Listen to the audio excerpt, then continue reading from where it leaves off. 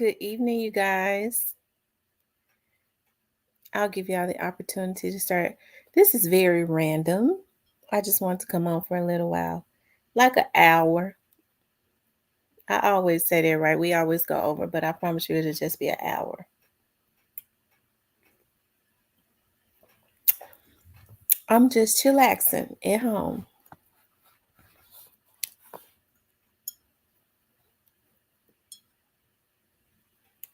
I see two people are on. Hey, Diane. Hey, Positive Vibes.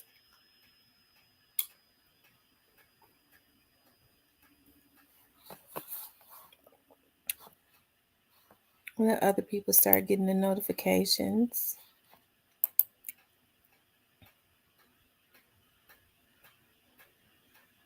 I see Alabama Hill still on.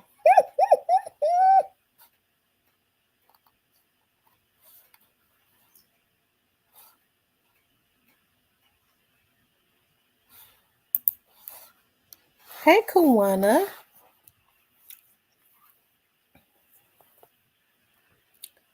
How's everybody doing tonight? Hey, Diane. Diane, I wish you would come up. I wish you could. I don't know why in the world that it won't let you come up on my panel. That bothers me. I want some of the ladies to come up tonight so we could talk some girl stuff. I'm in a real laid back mood tonight. Positive Vibe says I finally caught a late night live. I know, right? I'm in a really laid back mood tonight. I said I'm just gonna be on for like an hour because I got something else I gotta do. But I want the ladies to come up so we can talk girl stuff.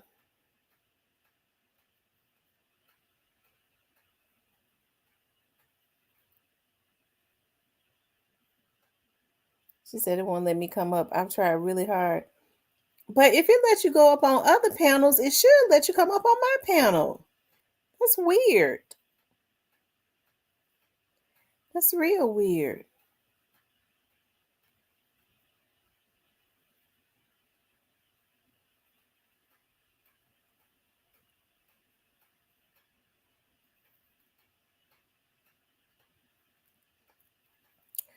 New to you.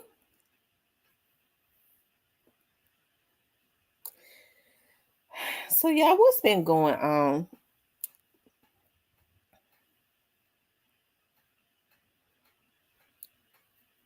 I've been chilling out, and I love it when I can just chill and collect my thoughts. That's like a Hey, Cecilia. That's like a beautiful thing to me when I can chill and collect my thoughts. Hey, Switch B. Joy loves God. You guys hit the like button for me. Y'all share the video. Because it looks like they're trying to shadow ban me again. Which child, I don't know why they be doing that, because I don't it's crazy. I use the link and it sends me to StreamYard. Yeah, that's what. Yeah, and then when it sends you to StreamYard, you just click YouTube and come on in.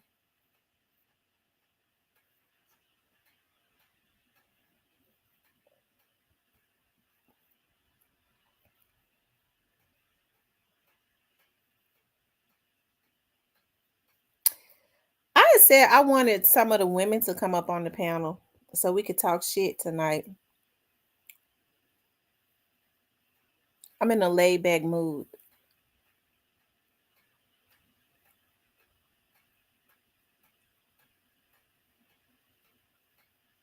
Hey, Nola girl. Hey, too pretty Miss Kitty. There go my girl.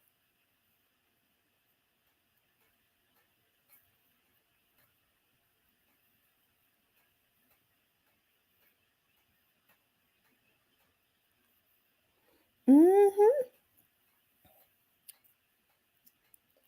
Nola girl, how often do you get a chance to go? Do you still have family down there in New Orleans? Do you ever go home? Cecilia, what's going on? What's the word?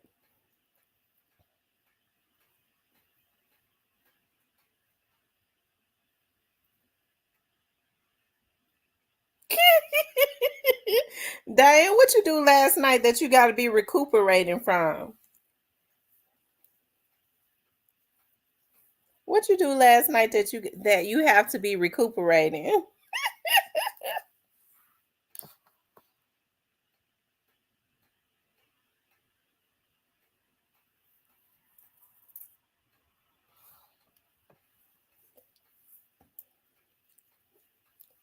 Hey, little Miss Muffin Chocolate.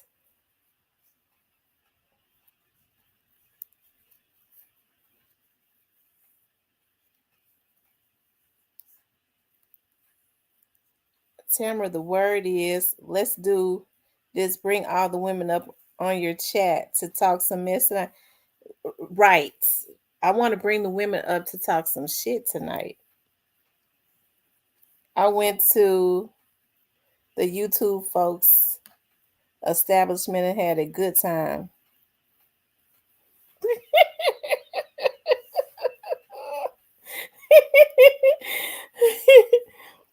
I'm in New Orleans all the time visiting my son and his wife and my new grandson. Congratulations on your new grandbaby.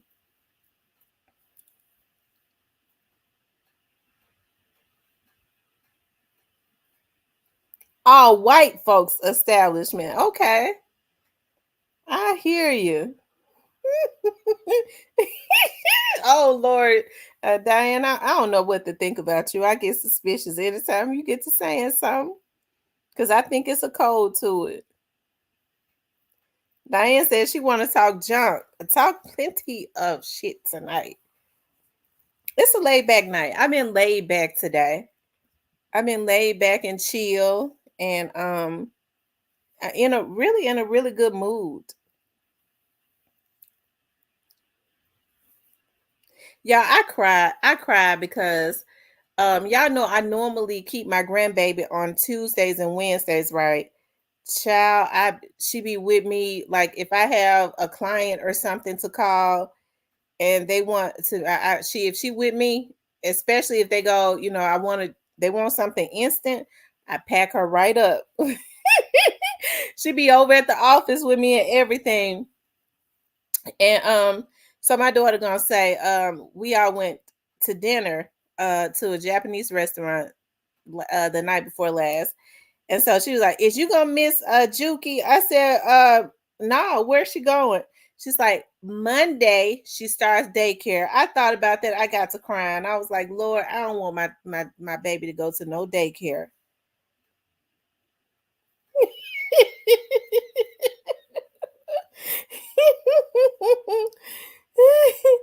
I drank some kind of tea and it puts me in there. It puts you in there. What kind of tea was that? Lord, they got teas now that makes your nature rise. Child, I don't need no tea to make because it sounds like Lord, don't get me started, y'all. Don't get me started. Nola girl says I'll be back in Memphis in a couple of weeks. I can't wait. So, do you still have a house in Memphis, Nola girl, or you said your man is in Memphis? Nola girl got her a man in Memphis.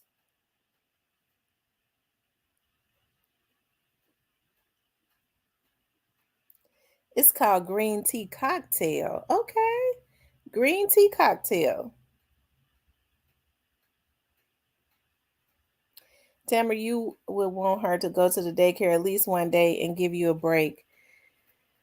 Yeah, because I'd be so tired of Juki. But I don't. I, I'm glad that we could check in on her through the camera. Cause I don't play about that's my only little grandbaby. I be getting tired of her, but I love her so much. I'm gonna miss all of the kisses and stuff that I be getting from her. And y'all, she's so manipulative now. Like if she wants something, I say no. And then she'll pucker her lips out and then start trying to give me a kiss. And that just melts my heart because her kisses are so good. And she'll give me a kiss and then I just give her whatever she wants. I said, Lord Jesus, I can't believe that this little 1-year-old is manipulating me.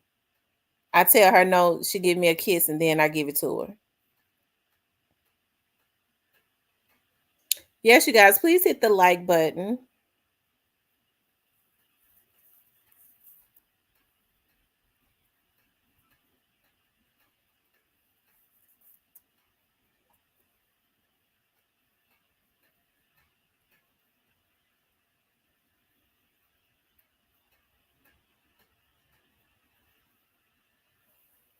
Yep, y'all hit that like button.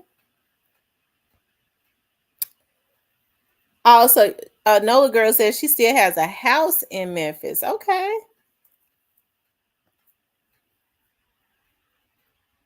I know the grandkids just melt your heart. Tamara, do you want her to call you Granny or so? She's gonna Gigi. She calls me Gigi. Well, she's going to call me Gigi.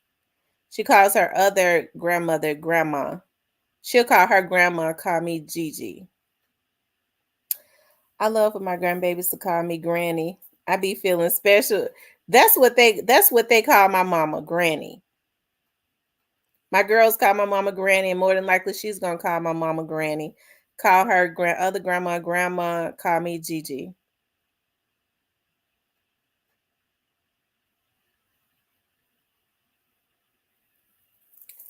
This 2024 year,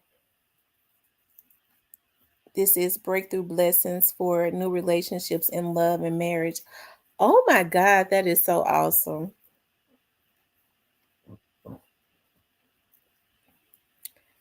Last year wasn't a good year for me. Like I lost my dad, and then a lot of other stuff, happened.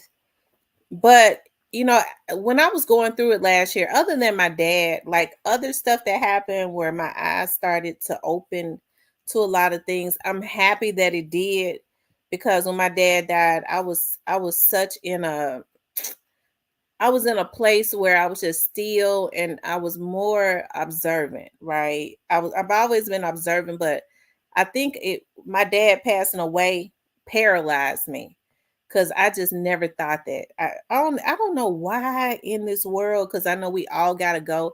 I thought my dad was so strong that he just could never die. I don't know why.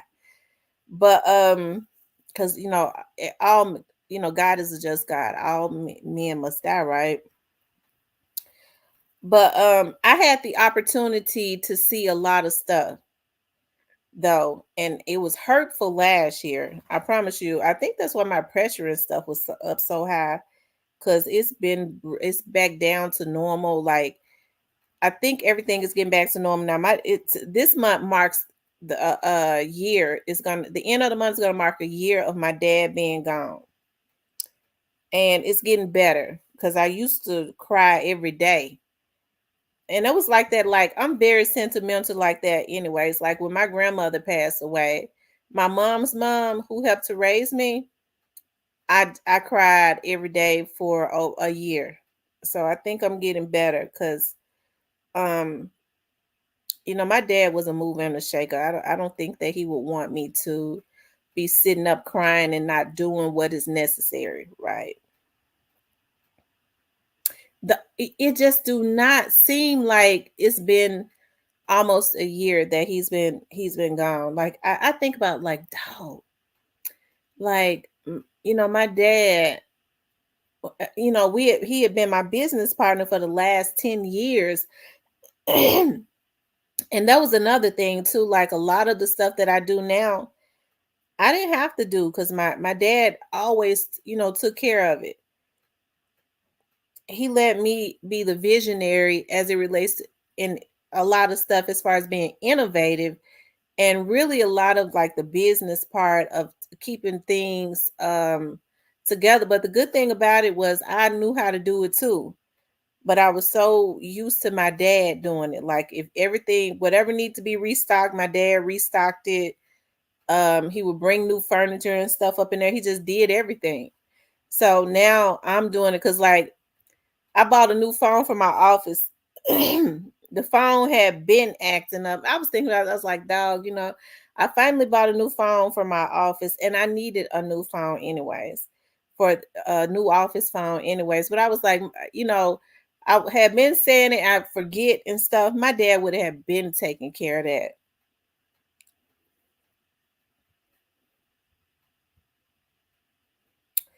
that. Diane says, Kevin, if anybody in the world can trick you, they can do it. Them grandbabies can definitely do it.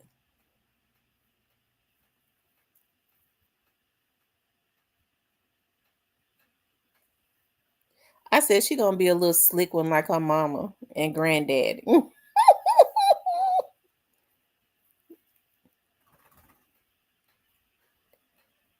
um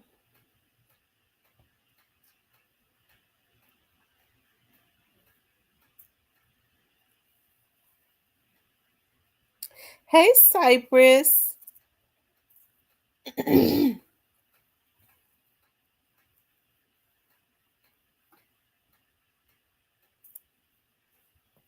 Yeah, I think we're gonna go straight past. I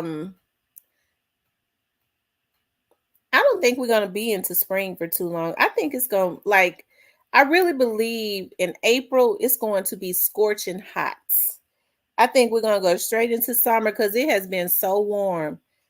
We're gonna skip spring and go straight into the summer. Because it was so warm yesterday. I had on flip-flops, but I guess I gotta be careful. I told y'all about I was in Aldi's. Purpose Leah. Hey Purpose Leah. Hey Nicolay. I was in Aldi's yesterday. I went in there to pick up some stuff last night actually before I came home that I had forgotten. And I was standing next to this man that was looking at reading a can. He dropped the damn can on my toe, y'all. I could have hollered and screamed, and that hurt my toe so bad. It hit my big toe, and my toes were out because I went and got my toes and stuff done. So, he dropped a can of, I believe it was a can of chicken noodle soup on my toe. Oh my God. I could have hollered and screamed. He was like, I'm sorry. I'm sorry. I'm so sorry. Does it hurt? I said, yes, it hurts. It's throbbing so bad. He was like, I'm so sorry. Oh, that can. Y'all know cans can be heavy. It hit my damn toe. A bare toe that was out in flip-flops. And so he started, listen, y'all, he been there. He said, I'm started rubbing my toe and then grabbed my feet and raised it up. I'm so sorry. Started rubbing my toe. I said, sir, that it's okay. So I almost fell back. I was on one leg.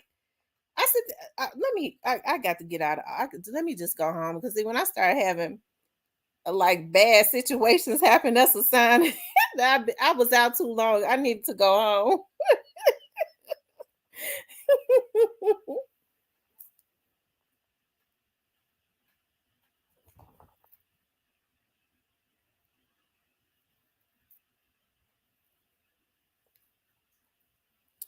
Oh Lord, it's gonna be time for me to get my. I know. I was like, the weirdest stuff always happens to me. I don't know why, but the weirdest stuff. Like I walk into a place and I'm gonna be the quietest person in the place because I'm gonna sit in a corner and sit with my back up against the wall and be observant. I ain't outgoing or nothing like that. My friends out, my cousins and them always said, I don't know if it's like a I don't know if it's a they trying to it's a dig or what. And they always say, because you ain't even outgoing. I said, okay, now these bitches talking bad about me. I don't know if that's good or bad. Because some people know how to walk into a place and just own the room. I admire people like that. That know how to walk into a place and just jail with people they can walk in, and they do that. I am so not like that. It's probably because I'm paranoid, but I admire people like that that know how to walk into a room and their energy is they can walk up to anybody and talk to them. I'm so not like that at all. I'm very shy and reserved, and I walk in and sit down in the corner somewhere. But the weird part about it is every time I attract crazy people. I don't know why. I guess they get curious. They gonna sit next to me and tell me their life story, and it usually entails something that's gonna have me wanting to throw up. They're gonna tell me their whole life story. Like, oh Lord.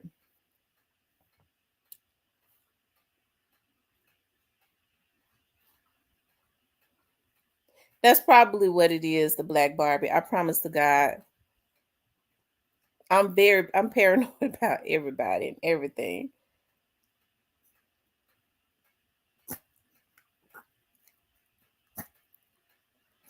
New to you says I am she Johnson.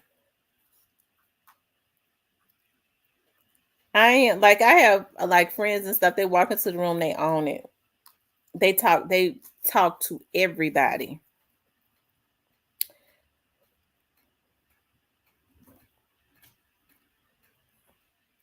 Definitely always in the background. Thank you, DJ Sipsaw. That's what, like Venice and them they used to say, you ain't going to we don't want you going to no club with us. Gifted one Real Talk with Tamara membership. Thank you, Purpose Leah.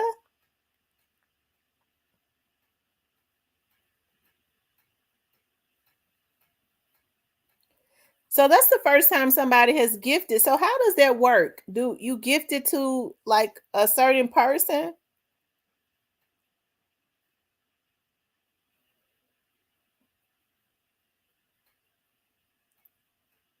Miss Nelly says, "How she Johnson? My daughter shopped with me one day, and she said that she was going to count how many people I talked to in the store. On our way out, she said she counted 10."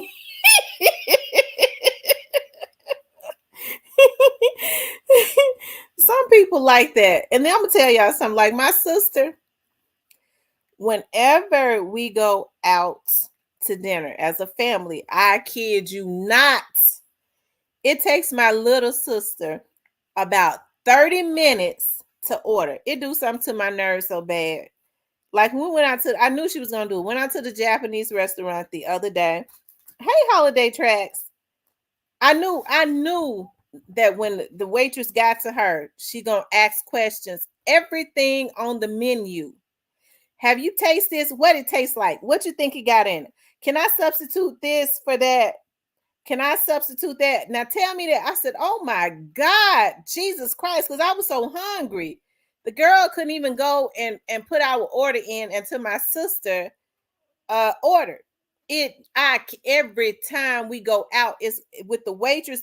She be sitting there looking at the menu before the waitress get there, and when the waitress get there and start taking her order, it's gonna take her 30 minutes to finish writing that order, because now let me have this. Now what that tastes like? Now what's this? Oh, Lord have mercy. Hey, the Alabama hitter. I told her, could you please order? I'm hungry. I have not eaten all day.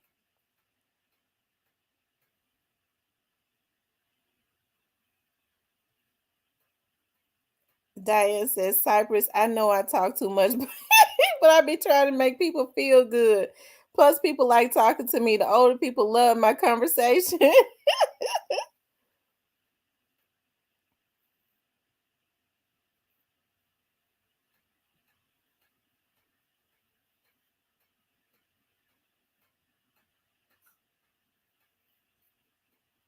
The Black Barbie says, when I was drunk, I used to think that I was a social butterfly. I'm sober now, so I realize that I'm a drunken butterfly. But now, if like, I will say this, like, when it's time for me to go and pitch something, I have to I turn on my alter ego, and I walk up in there and do it. I'll pitch it. Oh Lord have mercy. And trust me, like some people don't bother about it. If I know I gotta have a meeting with some people, I think about it for several days. Like it just stay on my mind. Okay, I'm gonna walk in there and I'm gonna do it like this. I'm gonna do it like that. Like because I have to boost myself up.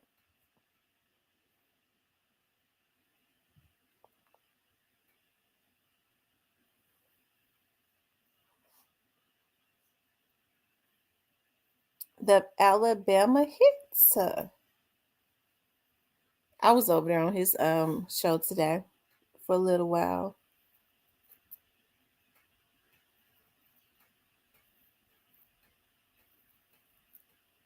Shout out to Purpose Leah. Purpose Leah Mead. She's a new member. All right.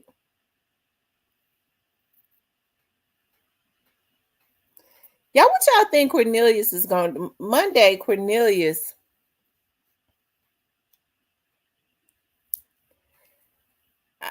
Mm, yeah, I wonder what Cornelius is going to do. Oh, okay, I ain't going to say nothing. Cecilia is a new member. Shout out to Cecilia.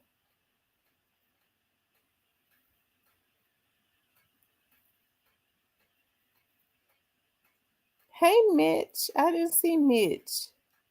Tam, I did that when I spoke at church before all those people. I'm telling you, I used to talk a lot when I was um younger because my mom and them told me I did. My aunties and them told me that I did. But I don't know. At some point in my life, I became very shy and reserved.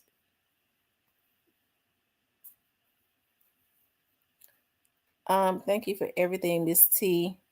We hit 1K tonight. All right. Alabama here to hit 1K. Now y'all got to get Cypress up to 1K. I don't know why Cypress ain't up to 1K because that's the straight up club over there. I went back and listened to that video from last night. Oh my, was it last night or the night before last that I was listening to? I said, Lord, Cypress and them crazy.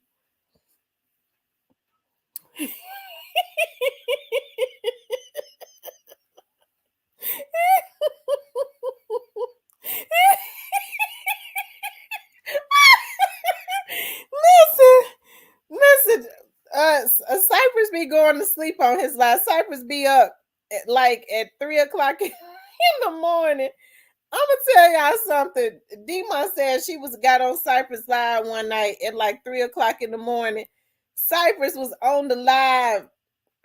He's snoring. He was asleep, snoring on the live, and it was 36 damn people on the live. Lord have mercy.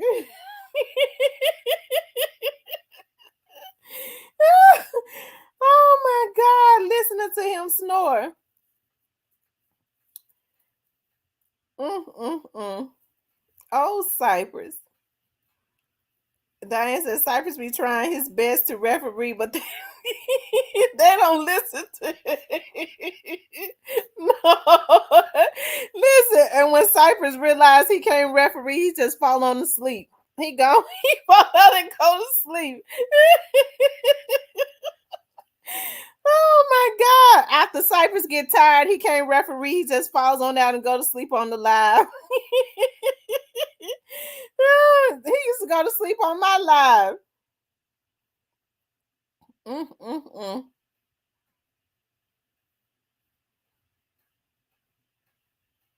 Oh, Cypress.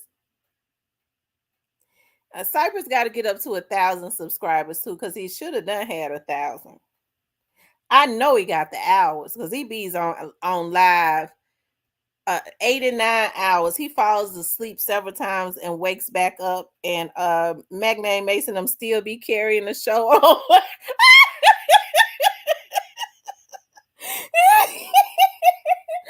Oh my God. Oh, he be snoring and Magnane Mason them still be on there just talking and stuff while he's snoring. Oh my God. Shout out to Cypress TV. Y'all make sure y'all go subscribe to Cypress got to get monetized. What's up, rest in peace, young doll? Rest in peace, young doll says, what's popping? Long live doll finessed and said F the wrong thing this time, huh? What he say? Rest in peace, young doll. Has he said something else? I got some tea. Somebody gave me some more tea on that situation. I was intending to. I was so laid back and happy today. Y'all know I drank a little bit of that wine. I was so happy to be at home. It's a damn shame when you happy to just be at home. I was saying, Lord, what good is it to Diane says, I do need Cypress to get 1K. Seriously. Right. Cypress need a K. Rest in peace, young dog. Say he said F the mob. He be talking crazy on Facebook. Then somebody say he used to be a member of the mob. It's Finesse. What's wrong with Finesse? Is he done got on something? He is. I haven't really been vlogging on Finesse. Y'all know I was rocking with Finesse the long way. Like we was promoting him because Player Coach kind of turned me on to him. And when he got out, you could tell that he was hungry. He was going hard. He was working hard. His music was hard. And then I guess everybody can't handle a little money and fame. I don't think he handled it too well. He was that crazy, and I believe he is back on them pills. He probably is. He said the little pink pills. Diane says one night Cypress disappeared, and Max said, "Damn, Cypress, where you been?"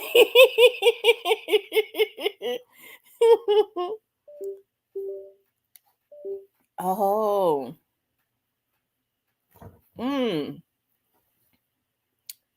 I'm still mad about now. I'm almost sure. I believe it is in my belief that for, and I guess I knew it the whole time, but I didn't want to believe it. I'm almost sure now that they did that to Honeycomb Brazy, and they was wrong to do that to Honeycomb Brazy. Honeycomb Brazy was blazing. He was working hard. I love what he was doing, how he was representing Alabama.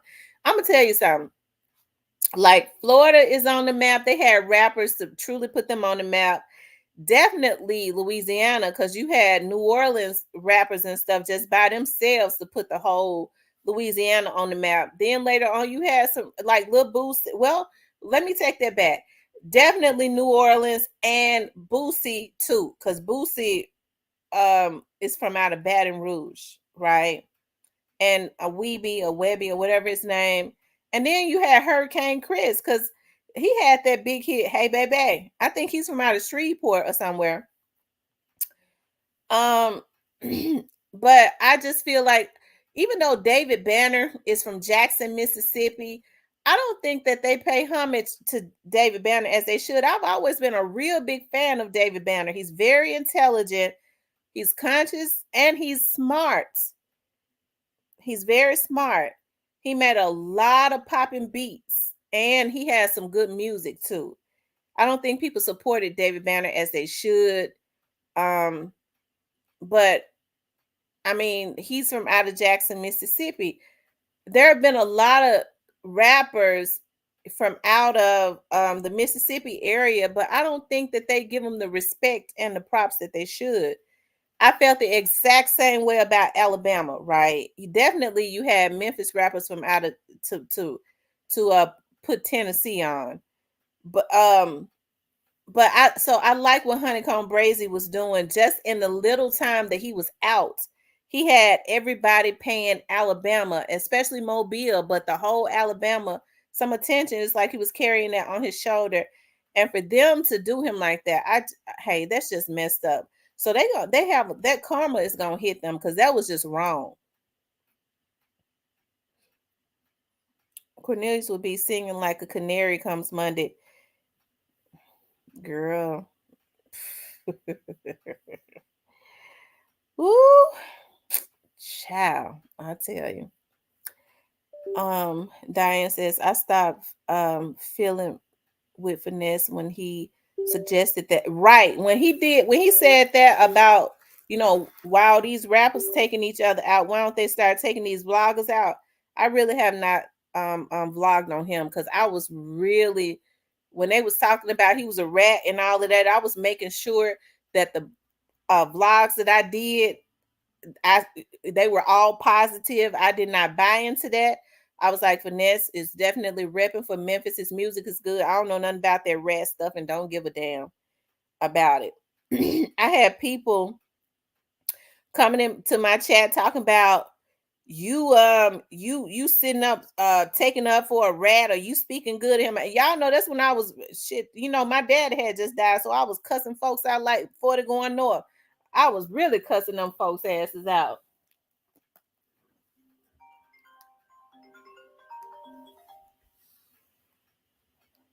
Hold on, I need to put my thing on the charger. Hold on for 1 second.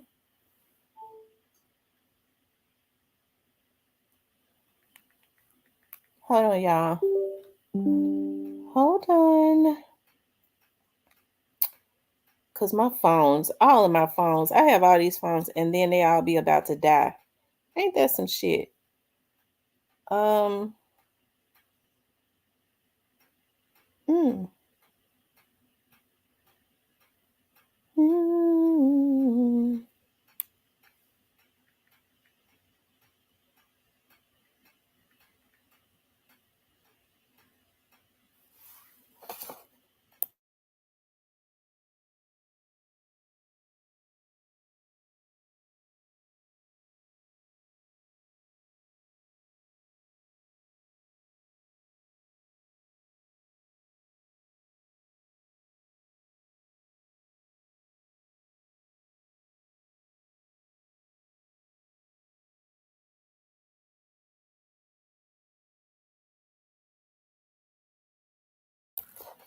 Okay, y'all. Um, um, it's on 1%. Kevin Felder, you know it all. I can say it's a good if he see 2025. He dug his casket with his one.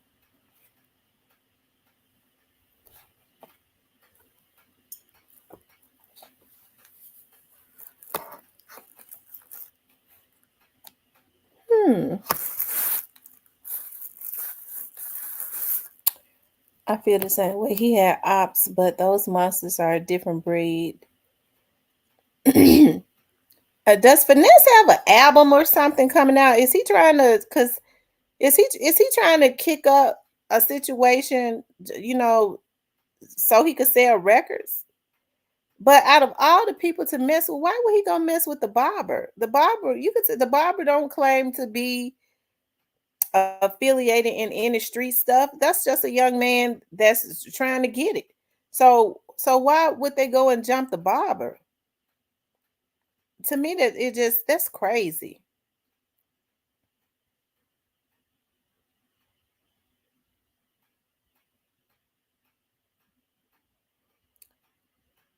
Mm.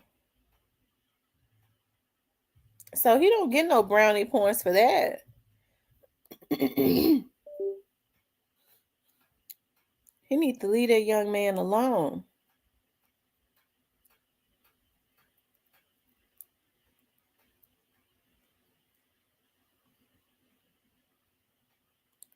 Negroish. That's exactly what it is.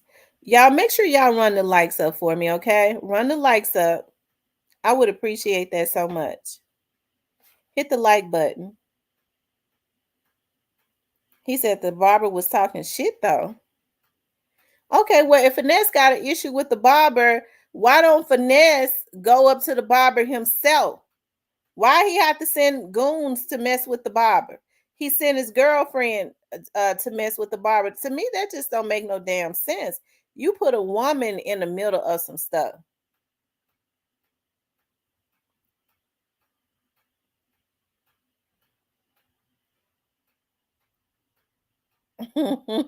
She said, ready for his sale indeed.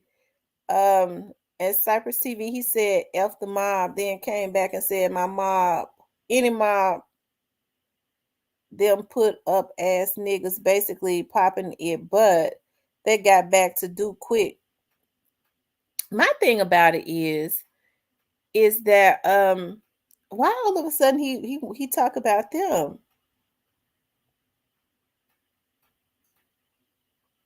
Um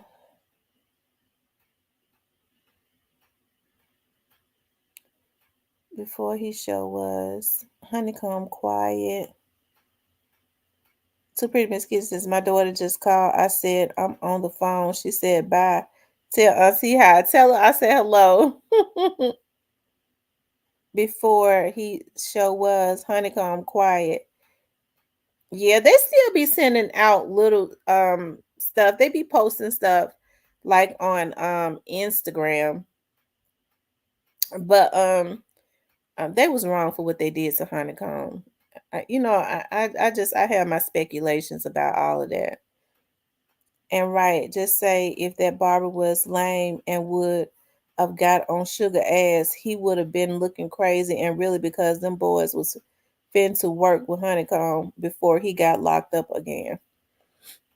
That's messed up. And Cypress, why you give finesse 2 times and pass? The barber got the right to tell the truth. That's right. Rest in peace, Young Dolph. He knows he done messed up.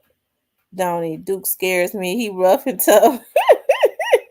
I thought Duke had been staying out the way. He BSing, dissing the mob.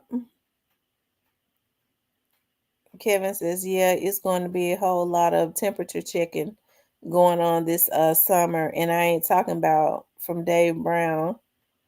The Memphis boys throw for real.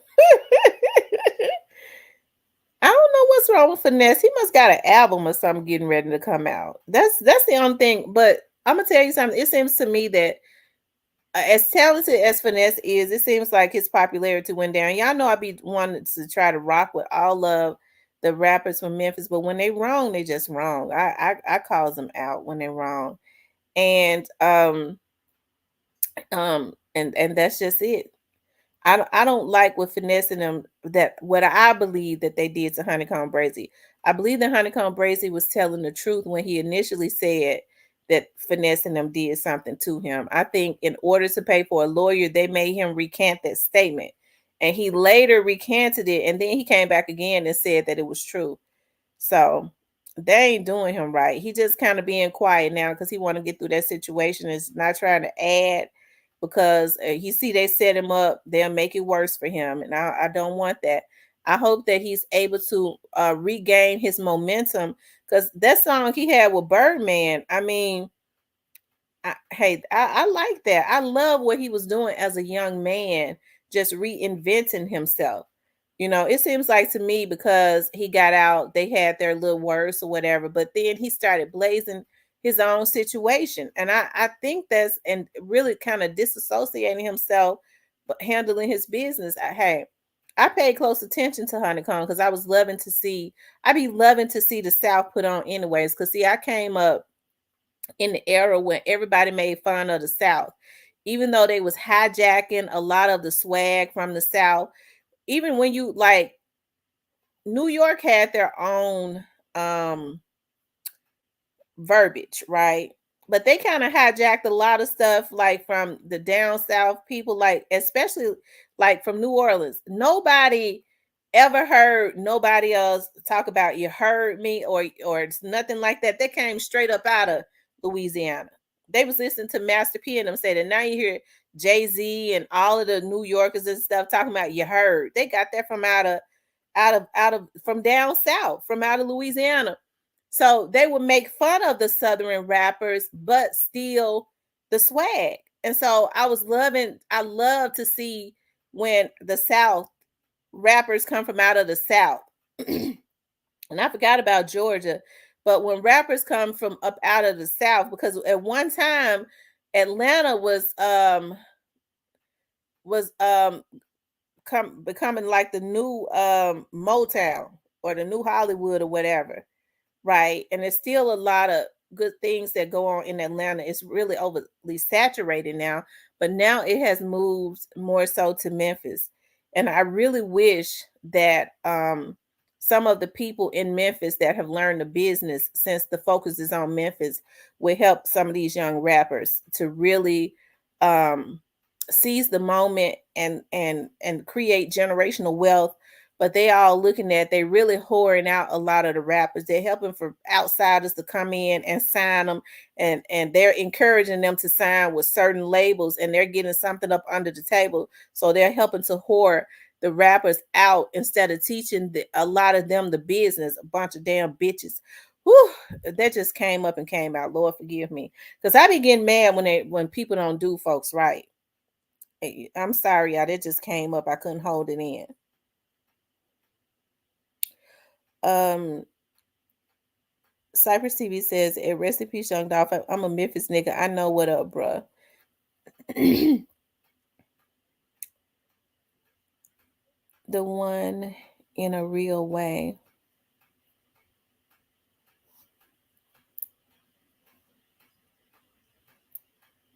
So that was messed up what they did to Honeycomb. Finessing them should be ashamed of themselves. And if they truly did, because I don't have no proof other than what Honeycomb said, and it seems to me that it would be true. But if when it that karma is going to hit them. Finesse had got all that talent. He had a lot of great momentum going, but they started sabotaging him, and then he started sabotaging himself.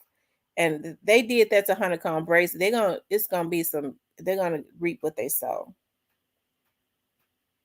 Exactly. 100. Be paranoid. Y'all make sure you guys hit the like button for me. Like, share, and subscribe.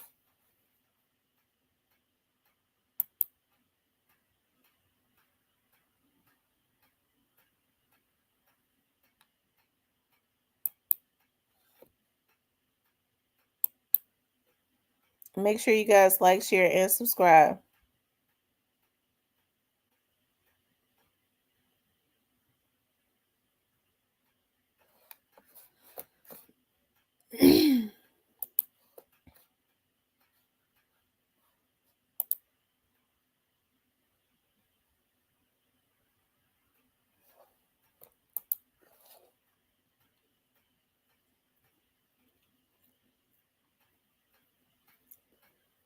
Diane says, I don't understand why it has to be so much animosity when they can get their cheese and mind their business that pays them. That's so true. I agree 100%.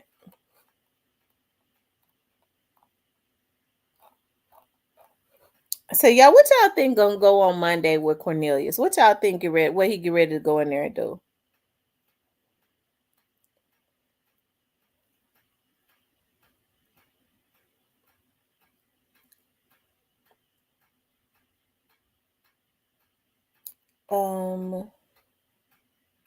It's over, Cypress.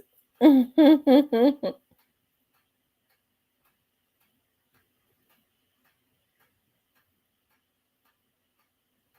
Nelly says that they think he's getting ready to go in there and tell everything. I tell you.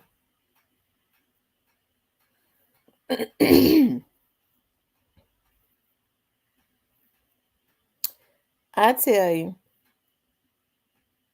Too Pretty Miss Kitty says, get Cypress over here cutting up tonight. What Cypress say? I had, what did he say? Fold and go back to his honey buns.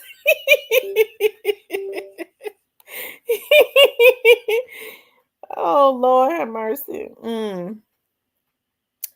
Diane says Cornbread is about to let the Lord use him in a major way. He probably, who knows?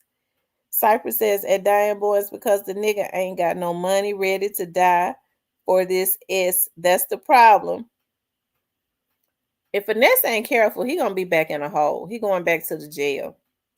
Y'all know, I get to thinking about, like, when these men have been in jail for a long time, except for when they get set up and they start doing crash dummy stuff, it makes me believe that they be wanting to go back to the jail to be up in there with them men. That's how my mind work, and that's not trying to annihilate nobody. That's being serious. I'm serious. Like, that's being serious. I'm serious. Hey, Third Coast McQueen. They wants to be up in there with the women. I mean, with the men.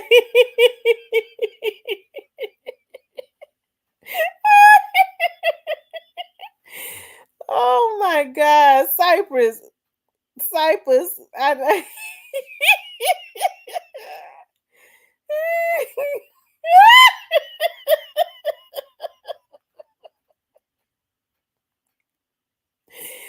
Oh my God, Lord have mercy, Cypress.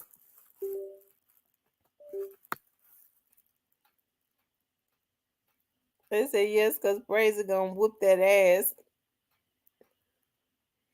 Y'all, what y'all think happened to No Love? Y'all, I hollered. Now, I'm happy that nothing happened to No Love, but they said No Love. They said No Love car got popped up, and he was on his social media. Let me pull. I'm gonna show y'all. Let me pull it up, y'all. I like little No Love. No Love funny to me. I hope No Love didn't have nothing to do with what happened to Honeycomb Brace, because I ain't I'm not gonna like that at all.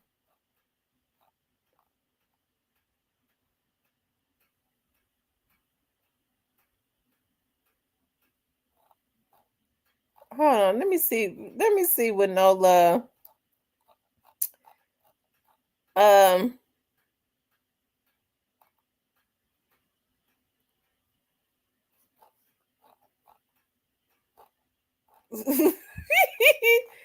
maybe he took it down.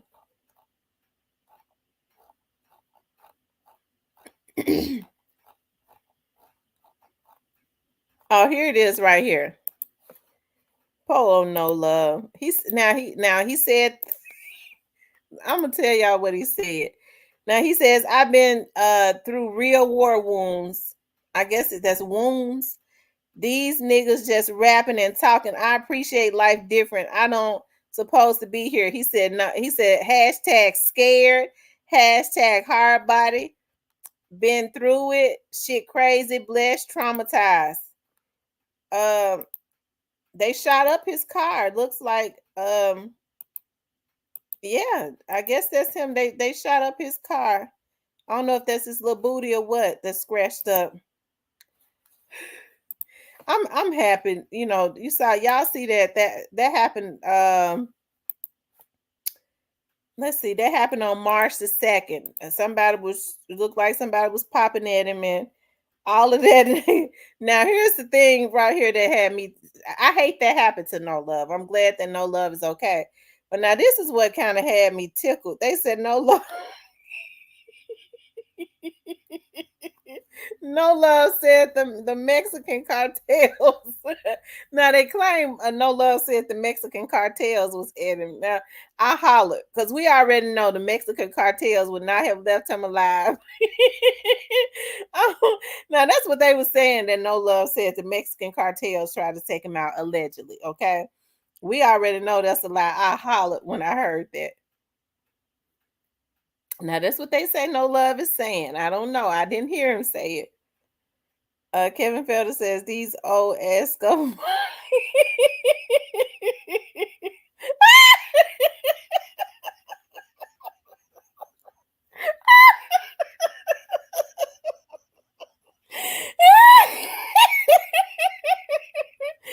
Oh my God. Oh Lord have mercy. I tell you. Oh Lord. He said hashtag scared. Mm. I hollered though. I said, Lord, I don't think the Mexican cartels would have did it like that. He wouldn't be here if it was the Mexican cartels.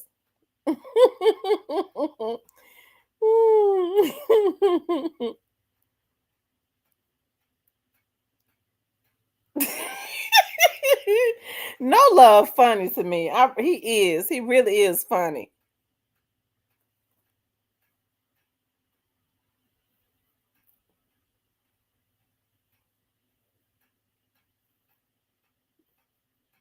Cecilia said Finesse, he's scared of his own.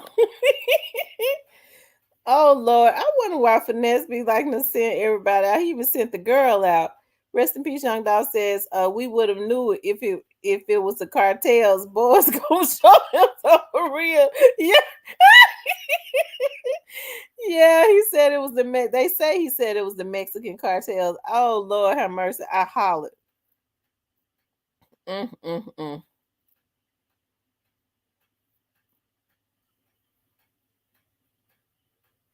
And no love is hilarious. But he said he was scared though.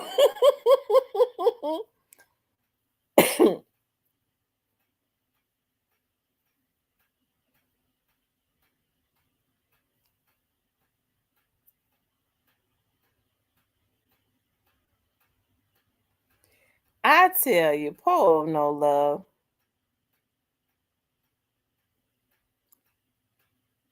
And she went that what killed me. You can tell he was real. I would have pushed Sugar down, not on her stomach though, just for finesse. I don't know why Finesse would send his woman in there to confront a man. Why on earth? And then what Sugar about 9 months pregnant? Why on earth would Finesse send his pregnant woman, whether she was pregnant or not? No real man puts a woman in the middle of his beat. Period. Most men don't even, most real dudes don't even like for women to be in the middle of nothing as it relates to a man. Like when I have like dudes, sometimes I have dudes, and I know when they real hardcore dudes, they'll come in on here. They don't be disrespectful. They'll say, I don't like when women be talking about me and stuff.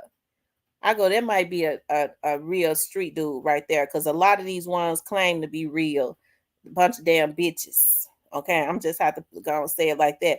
Cause they want to argue and fuss and nag and pick and stuff with women. Real street dudes don't do that.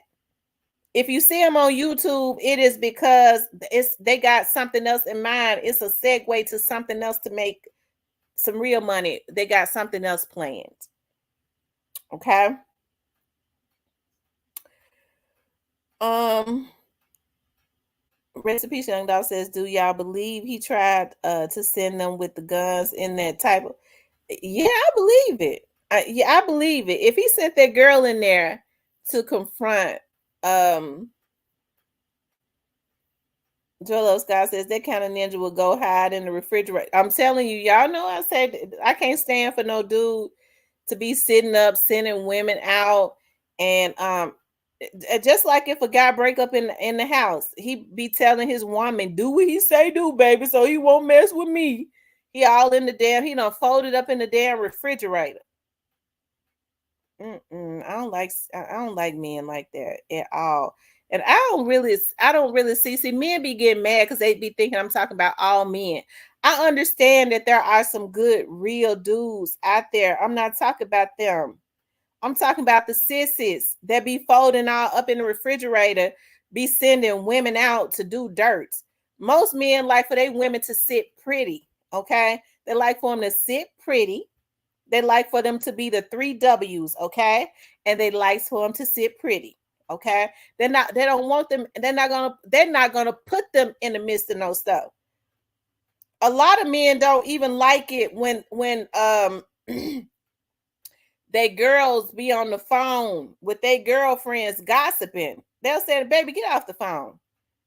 Not because he trying to control her, because he don't want to hear all that gossiping. He don't want her being messy.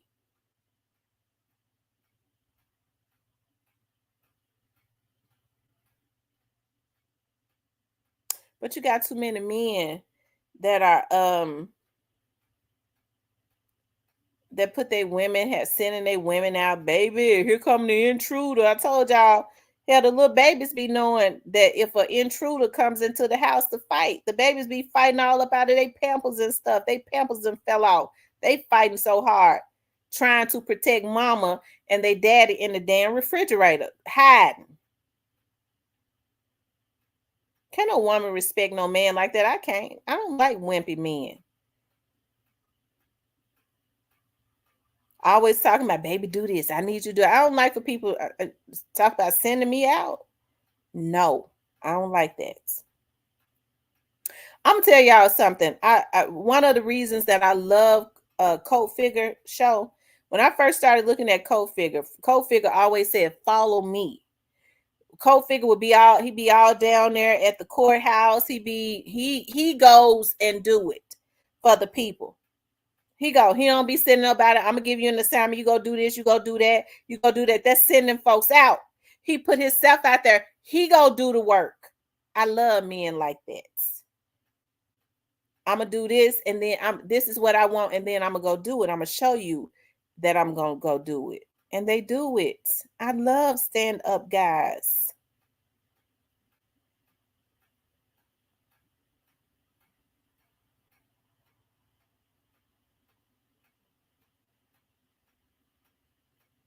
Most women do. I used to talk to this guy. He was older. I thought I was gonna run him too. I used to be whiny and fussing. He said, "Let me tell you something, woman. You ain't gonna run me. You're not gonna run me. This is what I said." And I fell in love with him too. I was like, "Dog, I ain't even like him. I fell so in love when I be sitting at work thinking about him."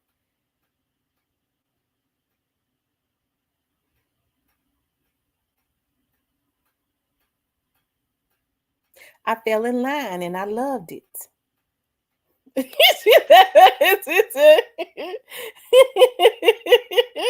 I was whiny and spoiled, and I want you to do this and this. And he said, "Let me tell you something, woman. You're not gonna run me." I said, "Ooh, I love it. I'm serious." I be calling him, "What you doing?" I had gotten sprung.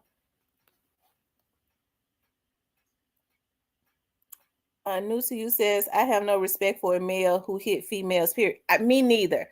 I don't like men that hit females.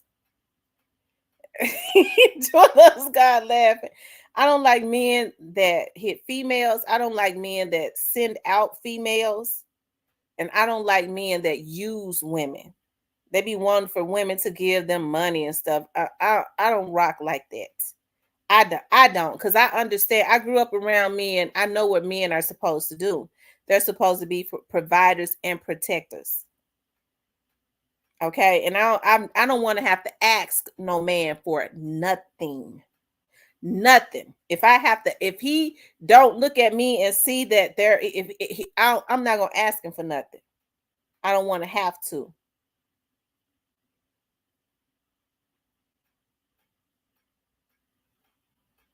If I have to ask him, it's over. Especially if he been around me and he see what it is. I don't beg. Now I take care of myself real good, but I'm just saying, shit.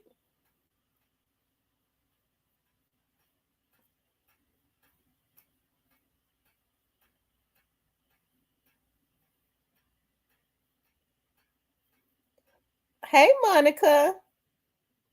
New to you says he shouldn't have ever said take out, but now he never should have said that. I don't know. I don't know what I don't know. But at that point, he started to lose a lot of popularity. He tried to clean it up, but it was too late at that point because he had said that.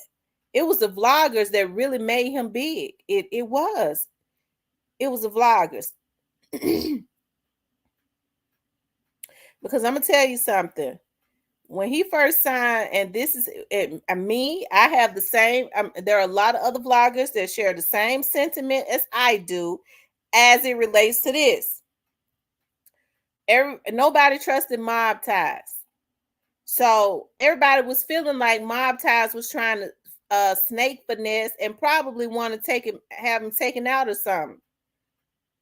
It was the vloggers that was putting that into the atmosphere, letting mob ties know that they was paying attention to what was going on, right?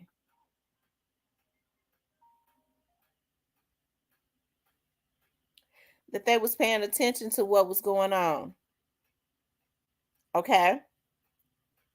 And that's probably what saved his damn life. Because if it hadn't been for some other vloggers, his insurance policy probably would have had been cashed in. So he's sitting up telling people, trying to put into the atmosphere they need to take vloggers out, the very people that made him popular. And probably the only reasons why Mob Ties had not been able to cash in his damn insurance policy, because he knew that the vloggers was they knew that the vloggers was paying close attention and would have did a damn story on it every single day. Because Memphis was really rocking with him 100.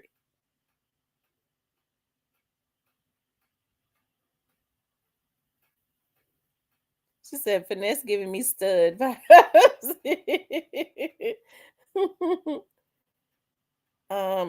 The Black Barbie says, that vlogger mess should have sent him back home, the penitentiary.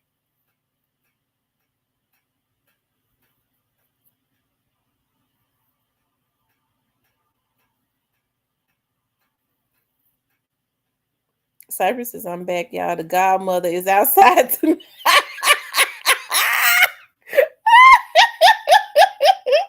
He said the godmother. You know what? DJ Sipsaw gave her that name. When I first heard him say the godmother, I hollered. He called Vanessa the godmother. I hollered. They said, "What size bra y'all think he wear?"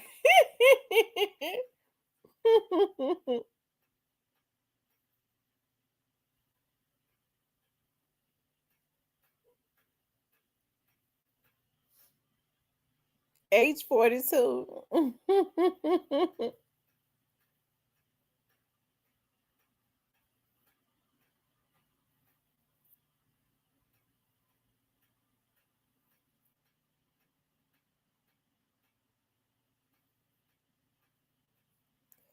Miss Nelly says, "Let's him and Miss V be video calling a few." That's probably who he was just talking to. Her. This is the time that she normally gets out. I don't know how she does it. She go out on Friday nights. When they go out on Saturday nights, she said they go out on Saturday night and she don't get home until 6 or 7 in the morning. They do it every Saturday. I don't know how she do it. I don't think she goes out on Sundays, because I think she says she rests on Sundays. So they go out, stay out all night until the next morning on Fridays. Then they go out on Saturdays and stay until 6 or 7 in the morning. And then she sleep all day on Sunday. And then go to work on Monday. I couldn't do it. Shoot, my body be tired when I have to work 7 days straight, but anybody body would be. Even though I don't, I be sitting. I be sitting. But I still have to, if I have to work 7 days, my body, that's when y'all hear me getting on here and I be real tired. I could barely like keep my eyes open and stuff. But I be trying to get on to do some videos, child. One of my eyes be down, the other one be up. But I was so tired today. I went out for a couple hours and I was like, you know what? It ain't nothing really going on. It ain't no need in just being out here. I was like, y'all, we gonna shut it down.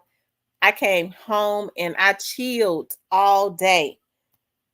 I was drinking me some wine and still drinking some, and I hope I'm not drunk. I'm not though. Monica says, I am Shaw Johnson. You know, Cypress be in here cutting up.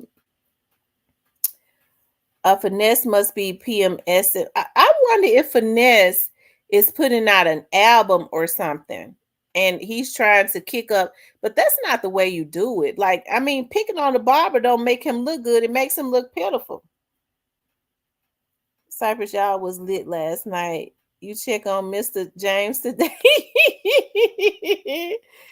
I know that's right. Somebody needs to check on Mr. Cypress. I'm just joking. You know, I have to bother you. Miss T, you on that sweet bitch. Girl, you know that sweet bitch is so good. Yes, indeed.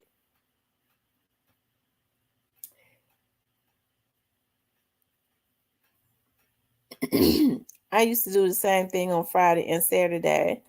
I'm gonna tell y'all something. Y'all gonna think I'm weird. I born and raised in Memphis. Y'all know how many times I've been to a club in Memphis. One time. And that was probably about 20 years ago. And I never wanted to go back because I went to the club with one of my friends named Angie. She had met this guy and he opened up some club on Mendenhall. And so she was like, come and go to the club with me. I would never forget, it was a Sunday because I had been to church that day. So I went with her. And the girls was acting such a fool because they was doing karaoke. And the girls that was sitting there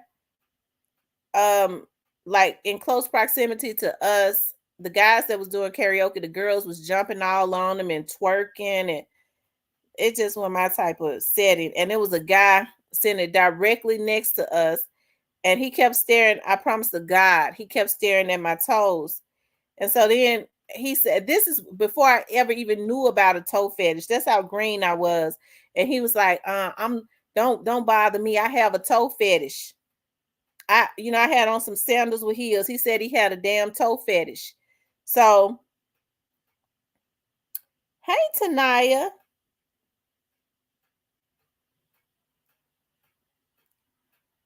That was, like I said, that was like one of my first times ever hearing that. He said he had a damn toe fetish. I told her, I was like, we didn't stay there that long. The music and stuff was too loud. Well, I'm gonna tell you something. I went to Classic Souls. No, I did. I went to Classic Souls probably about like over 10 years ago, and the music was too loud. I didn't like it. You couldn't hear it. You couldn't talk to them about it because you couldn't hear yourself, and it was just too many people up in there too. So I didn't like that either. Cecilia says, Monica J. Yes, I did. Mia J is our Detroit girl.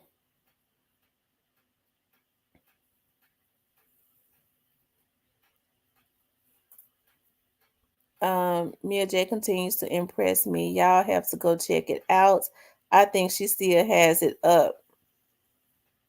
What did she put up, Monica?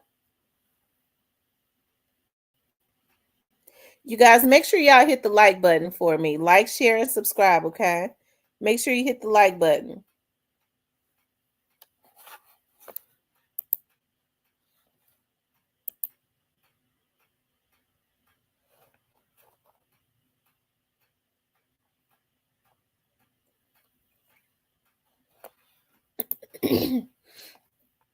Y'all, everybody out tonight. I just took a glimpse at Facebook, and my cousins and them are out at a club.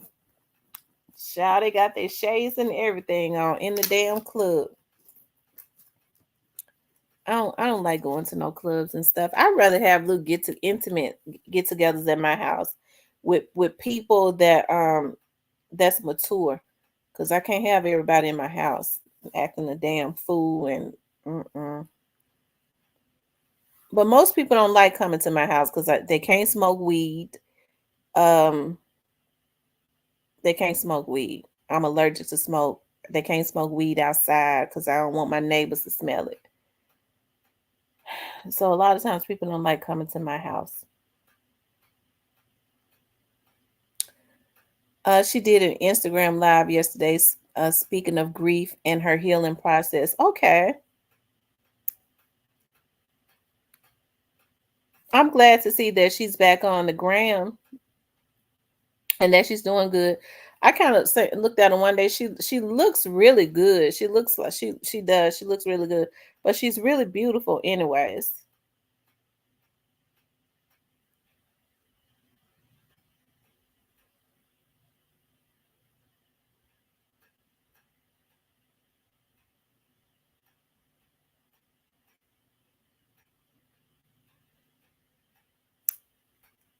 Yep, she's a really beautiful girl.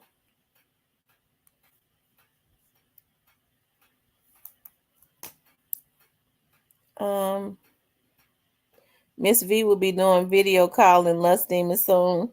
She get her drink and start dancing, and I'm telling you, Cypress goes crazy. I'm telling you, he can't even host his show when Vanessa on there.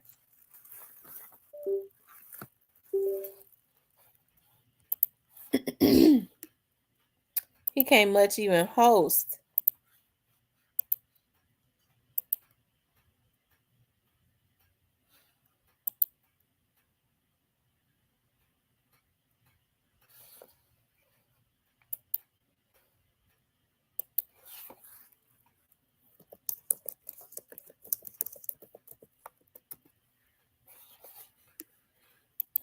Hmm. Y'all make sure y'all like, share, and subscribe for me.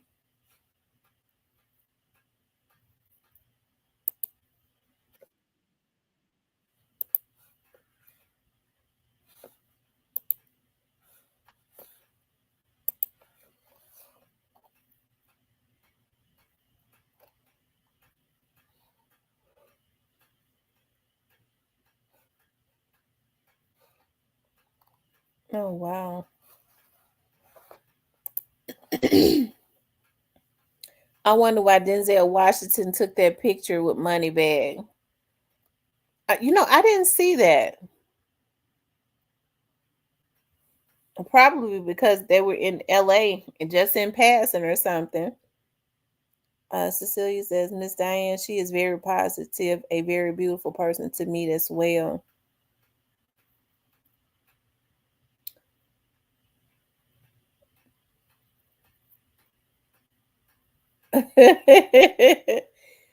She better not give him any or his moving back to Memphis.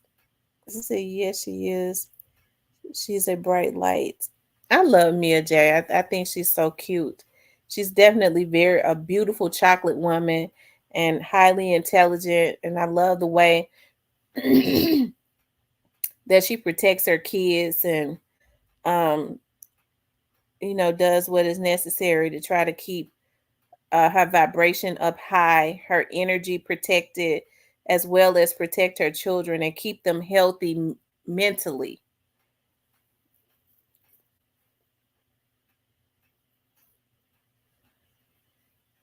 Hmm.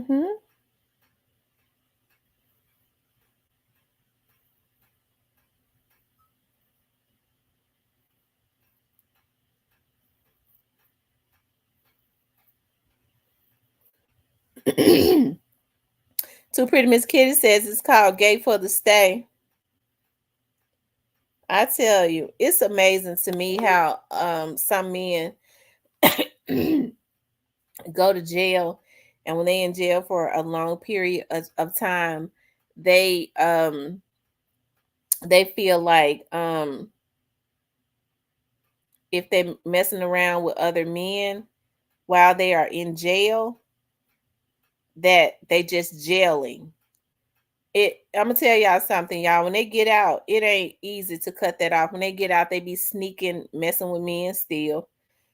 I told y'all about one day I had to they needed some people to work overtime in processing in the jail. And I went down there and worked in the booking window. And they did because they had called the chief and told them that they was getting ready to do like police was out there. They was getting ready to do like I forgot a blue crush. So they was gonna have plenty of milk trucks. That's what they call them, milk trucks, to come in. And so yeah, they was bringing those transgender men in, like 40 going north. They was going and picking people up with warrants. They was picking up dudes that was standing on the corner trying to sell a little weed or whatever.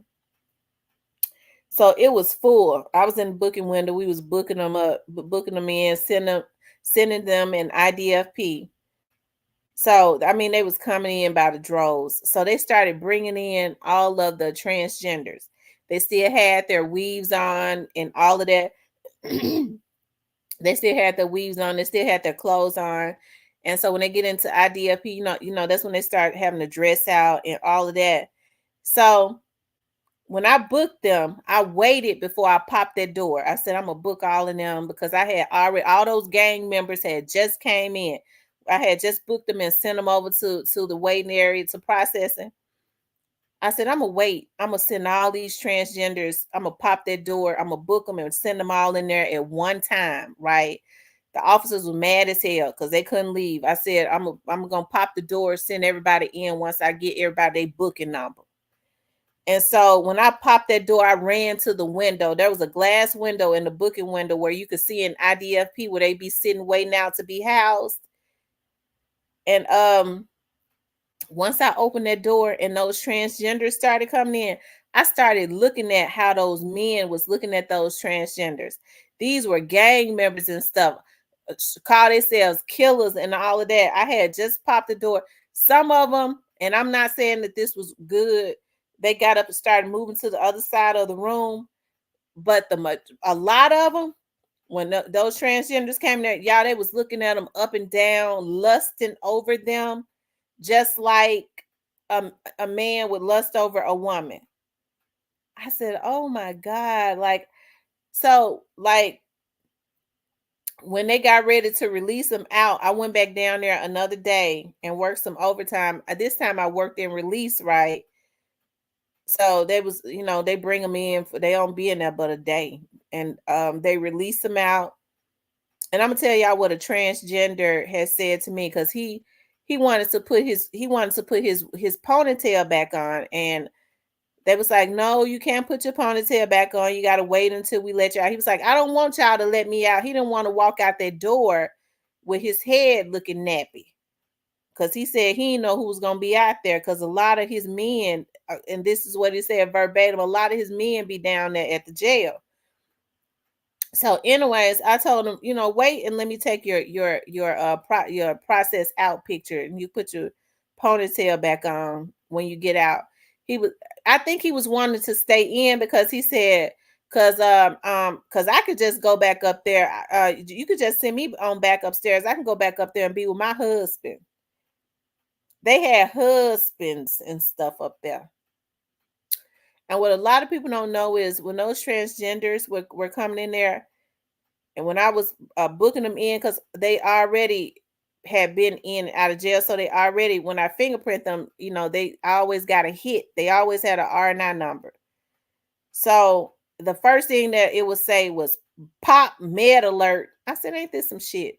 So then I started looking at their charges from before and looking at the arrest ticket, and the arrest ticket would always say aggravated prostitution.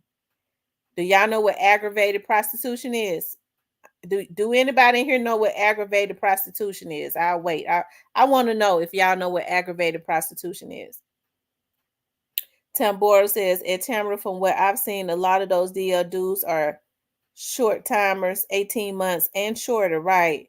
I don't mean no harm. And I'm not saying that every man that has been in jail longer than 6 months is like that, but just based on what I've seen, I wouldn't date a man that had been in jail for longer than 6 months. I would. Just based on what I've seen, I guess I'm traumatized. No, aggravated prostitution is when they're out there prostituting and they have the A to the I to the D to the S, or the H to the I to the V. Whenever you see aggravated prostitution, that's what that is. I think it's still a misdemeanor. I think they might have changed it to a felony now, but it was a misdemeanor, I believe. Well, at one time it was a misdemeanor. I think it may be a felony now. It should be a felony. They be out there prostituting, knowing that they had the H to the I to the V. Some of them have full blown AIDS, but and they knew they had it because they had R9 numbers. When I would fingerprint them, when they would put their print on that thing, their R9 number will pop up. All of their information will pop up and say "Bing, med alert." I mean, it had already said aggravated prostitution. They knew they had it, because when they come in the jail, everybody that processes in the jail has to go to medical before they go upstairs. A lot of times they find out that they got the A to the I to the D to the S when they come to jail, because they're going to test them. They have to be tested.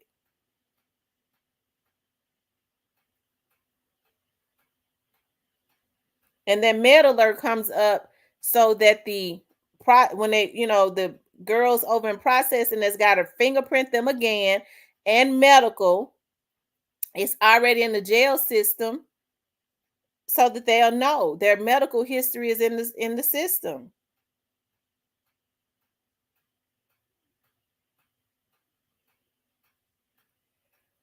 And they try to lie and stuff. I go, are you new? Or have you been to jail before? I never, because they lies to the officers. They'll give officer the wrong name in a minute, and then I go, oh, okay.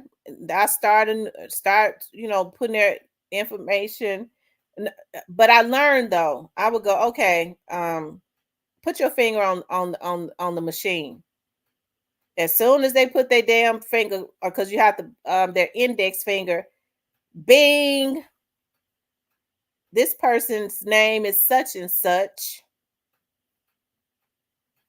and has med alerts. I go, why you tell a story? Your fingerprint, all your information just came up. Then I show them their picture. Yeah, that's me. Oh, just full of shit. Um,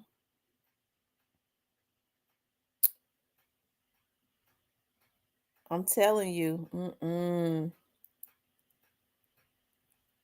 And Tamara, so how is someone supposed to find a quality woman with so many restrictions? What you mean with so many restrictions? Tell me what you mean by that, Tambora.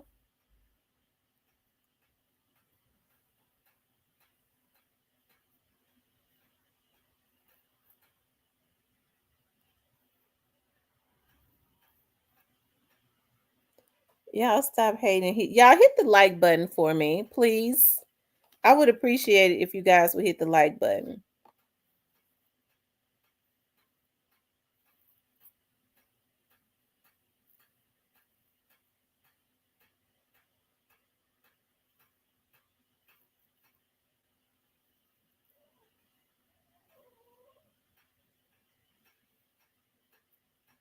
You don't date men longer than 6 months.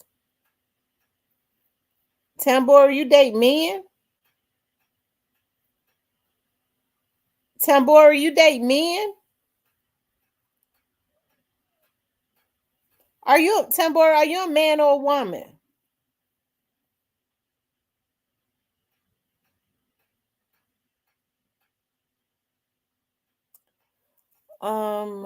A rest in, I mean, but if you do, that's that's rest in peace. Young dog says,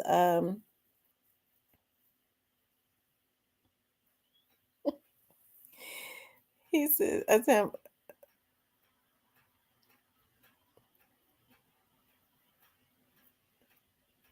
Tambor, what is you? Are you male or female? I mean, it don't matter. I mean, you have a right to date whoever you want. Um, mm.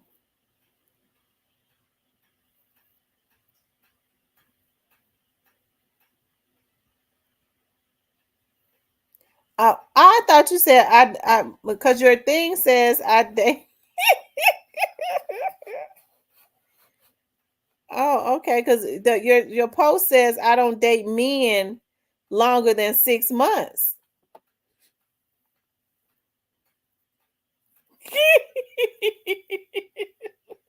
I want don't talk Van up. I'm sure Van in here up under another name and be hacking and so he a hacker. If the police ain't got him yet.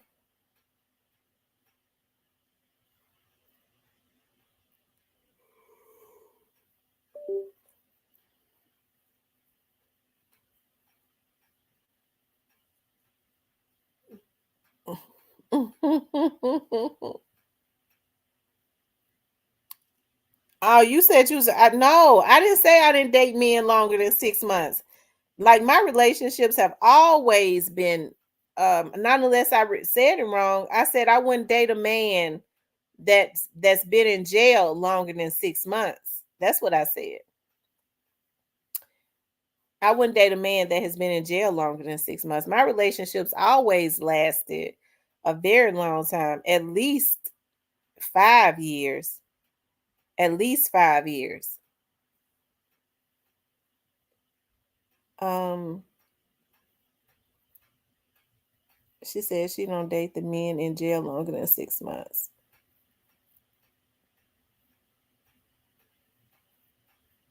Rona says he got to get that money.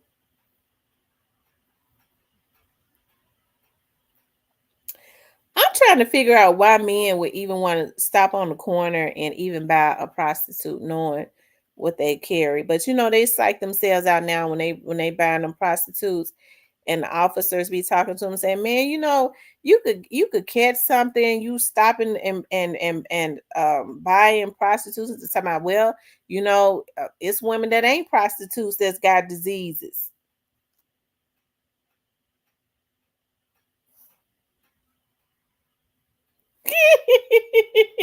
Yeah, man. Monica.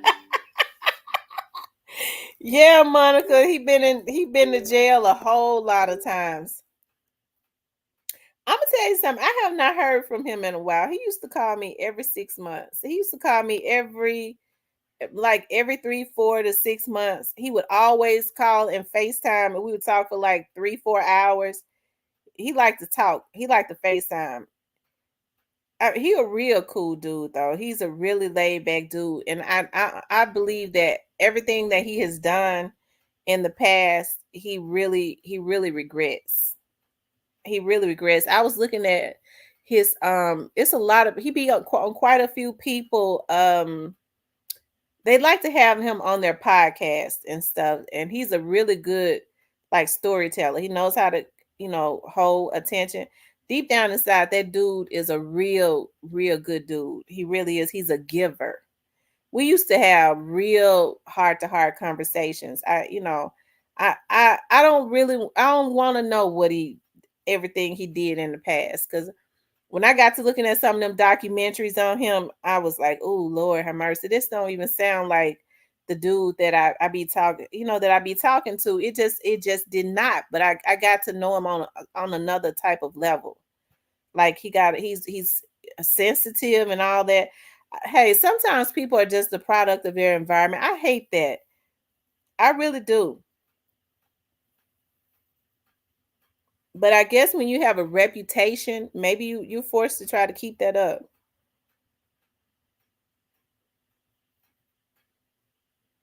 Tambora says, I was abbreviated.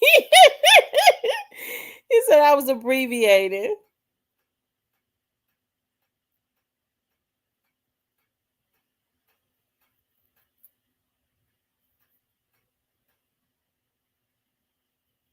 Yeah, make sure y'all hit the like button for me.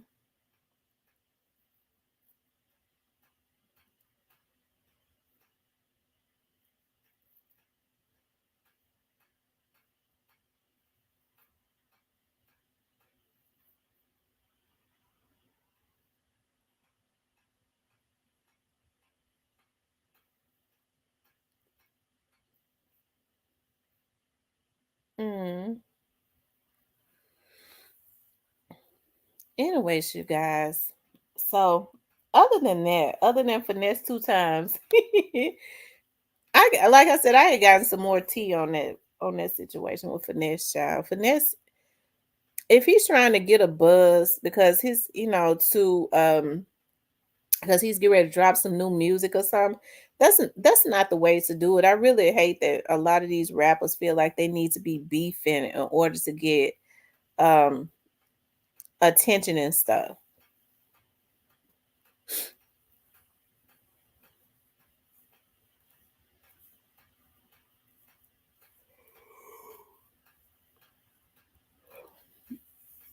Oh Lord. I'm gonna have to call somebody to do something about that fan ticking.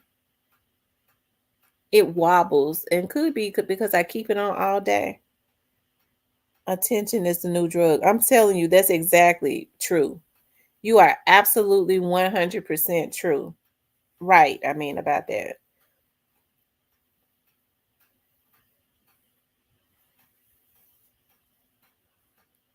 Just saying everyone doesn't fit the stereotypical jailbird narrative. Well, he definitely fits the jailbird narrative. When you look at him, when you talk to him, when you hear him tell his I guess quote unquote gangster stories when he's on these vlogs. People have a fascination with dudes from out of New York for some reason that are quote unquote or have, his era was back when um with Alpo and all of those people, but people have a fascination with that stuff. and he's hey, but the person, I mean, I've just had the opportunity to really talk to him on a personal level.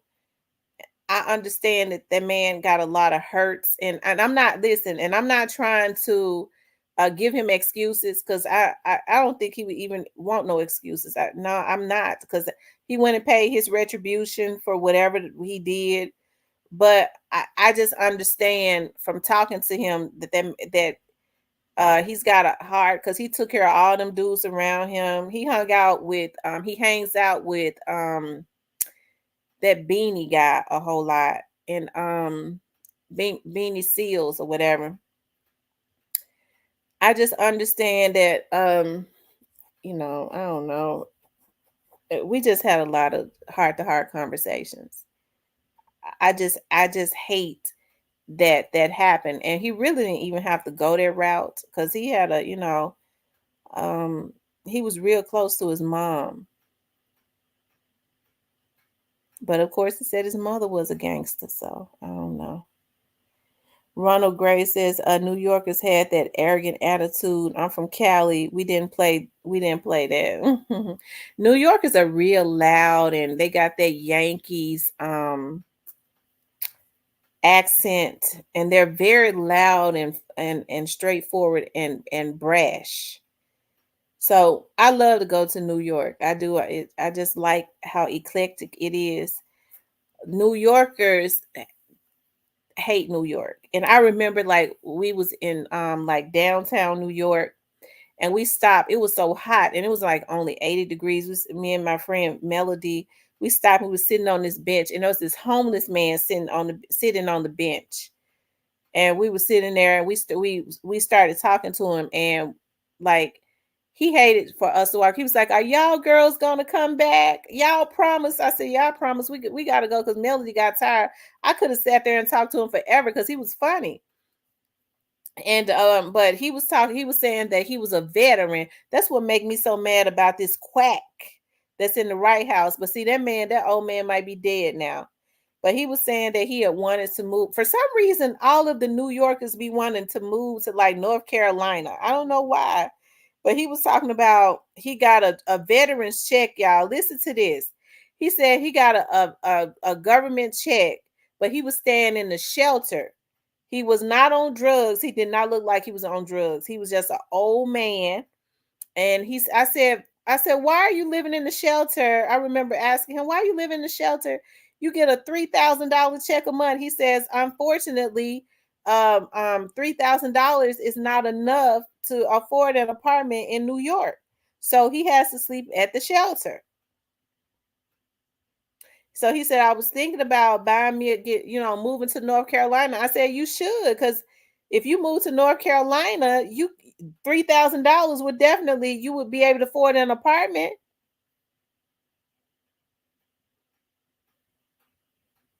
And she said, "Yes, those New Yorkers are dominant and aggressive."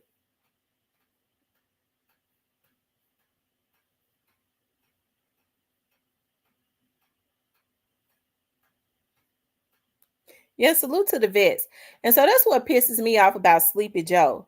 You got all of these veterans. You got all of these homeless people that we have to step over every single day. They've gone and fought for the country. They've gone, and you got people that's just having a hard time. They get kicked out of their homes and stuff, lose their jobs, and they're living on the street. But you heard Demon said that those old buildings that's in Chicago that have been closed down forever, they are renovating those buildings and making them into apartments and stuff, and letting the foreigners that they're bringing. She said they're bringing like thousands of foreigners over to Chicago almost every day, and they're giving them free housing. They're renovating buildings. They ride the bus for free. They get in free apartments, getting free housing. They giving them money to start businesses, and a lot of them can't even speak English. But you got Americans that pay taxes every day, struggling. that has fought for the country and trying to make ends meet, homeless, and they're bringing in foreigners and giving and renovating apartments and putting them in it, and letting the Americans and the vets that have fought for the country that might be shell shocked, that's living on the streets, sleep in the cold. Joe gotta go. He ain't gotta go home, but he gotta get the hell up out of there. And they need to but what he need to do is he need to go straight to an old folk home. Cause he can't remember nothing. But I tried to tell people that man was like that. Everybody thought that, I was just being a certain way. He was insulting black people from day one. He loved Hispanic people. Hey, I love Hispanic people too. But I could tell that there was an agenda, because he was like, um, unlike African Americans, Hispanic people are this.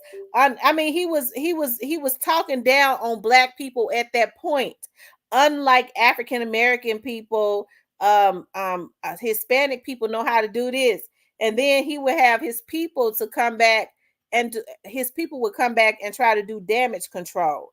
I told y'all that man, when he first started running for office about 115 years ago, because he old as dirt. um in the 60s, he was talking about it would he did an interview in the paper. He said it would be a tragedy for my children to have to integrate and go to school with African American children, but it looks like that's probably going to end up being the norm. And so when I was telling black people that, I said a leopard don't change his stripes, they went to talk about, well, Trump don't want to rent the black people. Y'all don't get me started, cause see, y'all gonna get mad if I tell y'all the truth. See, people be getting mad when I tell them the truth. We've been having a good night. Cause see, let me tell you something. I'm gonna go ahead and say it. Hey, Trump is probably racist. Okay, he probably is racist. Okay, but one thing about it, if Trump is racist and Joe Biden is too, yeah, I'm gonna go ahead and just go and say it, because I can't hold back, because it's burning my chest. So when they started talking about that Trump, didn't want to rent to black people, Trump is a capitalist. I don't know if he didn't want to rent to black people, or he just didn't. He wanted to rent to people that could pay for the high housing. Everybody can't live in the Trump Tower because they ain't got the money to. See, people be talking about that. Don't nobody black even live in the Trump Tower. You motherfuckers ain't got $15,000 and $20,000 and $25,000 a month to pay to live in the Trump Tower. But he racist because he won't give them a $25,000 a month apartment. People are really mentally ill too. Okay. So then, let me go back to Biden. When I was saying, y'all, Biden has been the vice president, that bill that, because see, I'm still mad about all them damn black men that could have been out raising their families. Because even though I be getting mad and cussing black men out, I have a very deep love for a lot of black men. Some of these niggas I hate, but for the majority of them, I truly do love them. Okay. And so when he got all of them black men in jail that could have been out taking care of their families, where they can't reproduce, none of that. They did that 3 strikes bill because Bill Clinton brother was one of the biggest drug dealers in Little Rock. Little Rock is about 2.5 to 3 hours away from Memphis. I be up there all the time doing investigative work. And he was one of the biggest. So that means he was so close to Memphis, his stuff was being distributed everywhere. So Bill Clinton and them came up with that 3 strikes bill, got a bunch of damn pastors together who don't know nothing. All they was just happy that they gave me a seat at the table at the White House. So they got a bunch of pastors who cuckabug heads who agreed to that bill, and then they put it all on the pastors talking about what the black pastor said agreed with the bill, that three strikes bill. They didn't know what they was agreeing to. They was just glad to be taking pictures at the White House, talking about God sent them to the White House when they God ain't sent them nowhere where they was getting ready. They had a plan to destroy black men. And so Biden and Clinton were the main two that came up with that three strikes bill. And Bill Clinton was able to put all these productive white black men in jail, and white ones too, and other, but mostly black men, okay, for on three strikes. So if they went to jail for life on misdemeanors if it was three strikes. So what he did was he was getting the competition, right? Because it was during that time, and I don't agree with people selling drugs, but during that time, black men was, making a lot of money selling crack or what, cocaine. I don't agree with that, okay? But that's what was going on. I didn't agree with, just like I didn't agree with Bill Clinton brother being able to distribute it to the black community either. They always talking about black men selling crack. Hell, they didn't. How did the crack get into the United States? So, anyways, so what Bill Clinton did,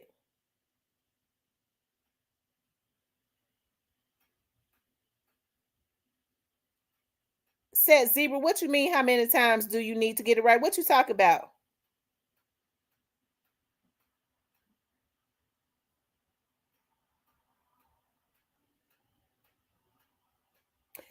Zebra, what are you talking about?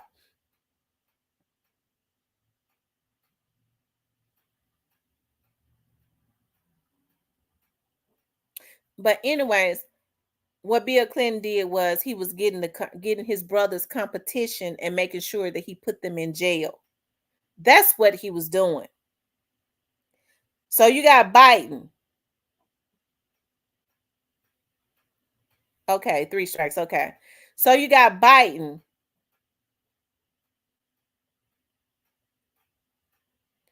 who is the highest official of the land. No man has no business in jail. At this point, they made weed legal. You can sell, you got people selling weed every day and it's legal. They got these weed dispensaries and all that. How come they hadn't set those black men free? They really ain't got no business arresting nobody at this point for selling no weed, especially now since they say it's legal. See, it would have been legal anyways. They just didn't want nobody selling no weed and getting tax-free money. Crack would be legal if they, because they brought crack into the United States. Hell, if they didn't want them selling it, they never would have distributed into the black community.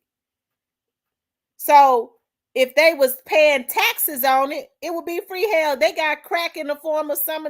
Don't get me started, because they'll be when I start talking about stuff like that. Anyways, I ain't, trust me, it's crack is legalized in another form. I'm gonna tell you now. That's the reason why some of these people real zombified on some of this stuff that they take, and that's all I'm gonna say about that. But how come? But to make a long story short, and when he says that, how many times do people need to get it right? Now, if it had been they went out there and they killed somebody, then they don't even need three strikes for that, because they shouldn't be out. Period. Right? I don't agree with people taking people out. You need life. You messing with kids and raping women and all of that. You need life. Okay. You don't get three strikes for that. But when you start talking about misdemeanors, men that was producing and taking care of their families and stuff, and you put them in jail to cause them for life, and now a lot of them that went in as men, now they probably have alternative lifestyles and stuff. How come he didn't let them damn men out? They never should have been up in there. Bill Clinton brother dead and rotten somewhere. He dead. And I'm not, and Lord forgive me if I sound harsh saying it, but he gone. And Bill Clinton need to go wherever he at, because black people set up and just because Bill Clinton had a lust for screwing black women, You had black folks talking about because he was playing saxophone. He our first black president because he gave us them food stamps. Girl, let me tell y'all something. So they said he was the first black president, but what he was doing is Bill Clinton and like so many others, not all people, because I'm not trying to be prejudiced, because I'm not. Bill Clinton had the mentality that a lot of racist white men have, because it ain't nothing about no damn white men have liking black women. They've been liking black women since the beginning of the times. That's the reason why they was lusting over them and raping the slave women. Black women are beautiful. Black women are exotic. So all white men lust over black women. That ain't nothing. See, black women have been made to think that they the lowest on the totem pole and they ugly when we the most desirable. Okay? So they was talking about, he our first black president because he like black women. See, Bill Clinton had this mentality. I was going to say, like so many other white racist white men, screw the black woman, dog out the black man. Okay?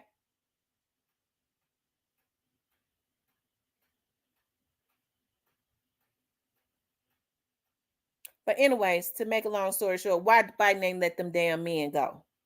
I'm talking about the ones that they got in jail for life on misdemeanors. Nobody should be in jail for weed, period. They made it legal. How is that even legal? If you got if how is it? Weed is legal now and they locking folks up. It really don't make sense to me. Especially those ones that they locked up back then on that 3 strike situation. And some of them was on misdemeanors. Why don't he the highest official in the land? And so people say, well, he might can't let him out. Well, he's the highest official in the land. He can like the black man was saying, he can call some of them governors and stuff and they can work together. Trust me. And some of these people can get pardoned. But he don't want to, because from my understanding, him and Kamala, now that's just what I heard. I didn't hear nobody on the news say it, but I heard some people saying that at one time him and Kamala was talking about working on another bill. And you know what? That sound about right. Because all of this crime and stuff is out of control. And that's what they do. They create atmospheres for crime and stuff to really be out of control. And we all know that poverty ignites crime. So if crime is out of control, you have all the law-abiding citizens saying, something got to happen. Y'all need to do something. And they go, okay, now we got them right where we want them. We let crime get so out of control. We created atmospheres for crime to get so out of control. They looking to us to do something. This is our opportunity to mirror another 3 strikes bill and name it something else and get some more black men, the rest of them that he didn't get a long time ago, and go ahead and lock them up. Because see, they don't be wanting the real killers. That's the reason why they still out. They need for them to stay out to kill up all the other black people. They working with the jail system, whereas it ain't conducive to them to get somebody that ain't got no family members that's gonna pay for telephone and commissary and all that. So that's why they get black men that could be out taking care of their families. They mama and them know that they done railroaded them, so they're gonna be spending all the money on the lawyers and stuff. That's how they play with black people. And so that's why it pisses me off when I see black people constantly wanting to go at each other all the time. We got a bigger damn problem. But some of these niggas too ignorant to know that.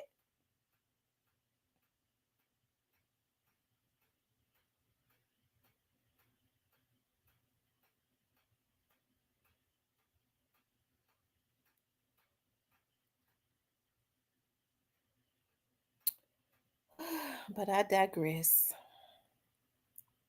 I said I wasn't gonna get worked up tonight because see, I ain't talked about that in a long time. When I start talking about stuff like that, it works me up, and I don't be wanting to get worked up. I wanted to chillax like I was drinking on my wine. Y'all know wine is good for your blood pressure. They say. Too Pretty Miss Kitty says, well, that's different. You just a hoe. Oh, Lord have mercy. That's right, new to you. Y'all hit that like button.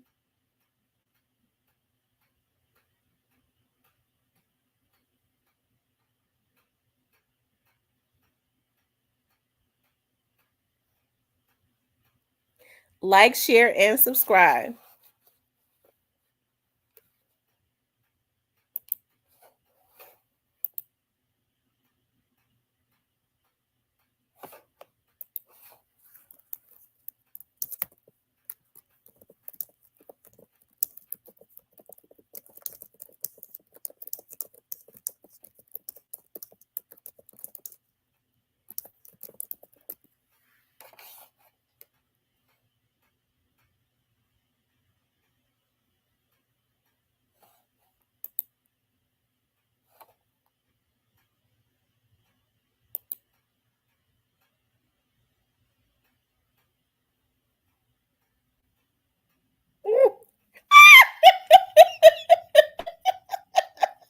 Oh,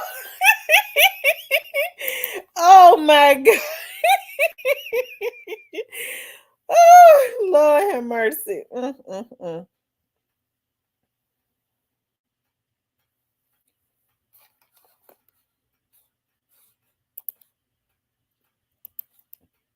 Y'all hit the like button. Y'all was reading something. I got tickled. People be sending me stuff. I be so tickled.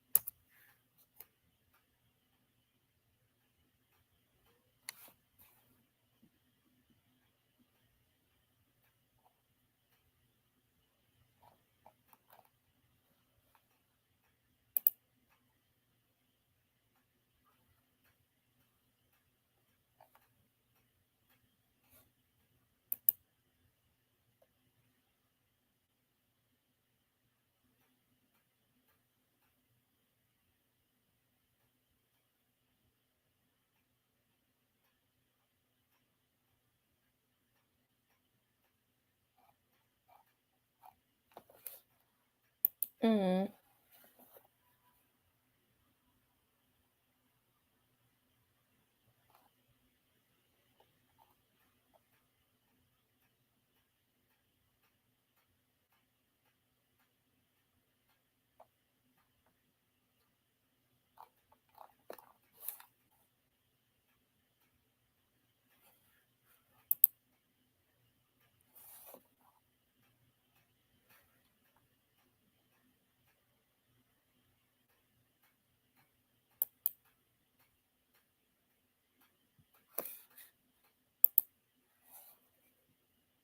Um,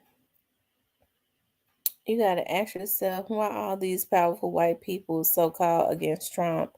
He doing something they don't like. You what that's what people don't understand. When you start seeing the media, when you start seeing people, especially the main medias that is owned by the white power brokers, be against somebody, you have to start asking yourself, why are they against it? When you start seeing people try and destroy someone's character in the media, it's always for a reason. It is because they are not with them.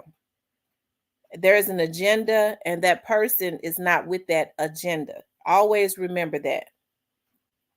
So when I start seeing people now people like Puffy, Puffy did all those things that they say he did, but now why are they turning on him? They protected him for so many years.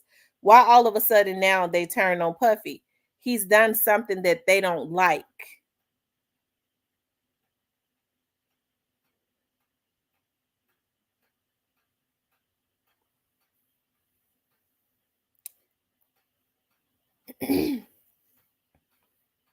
Y'all make sure y'all like, share, and subscribe. That's what he says. He's draining the swamp, getting rid of the bad ones, human trafficking, and close the border. Who said that? Biden?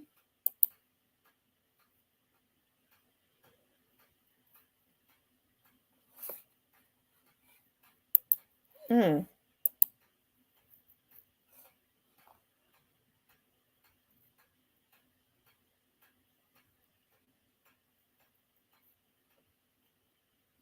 Mm-mm.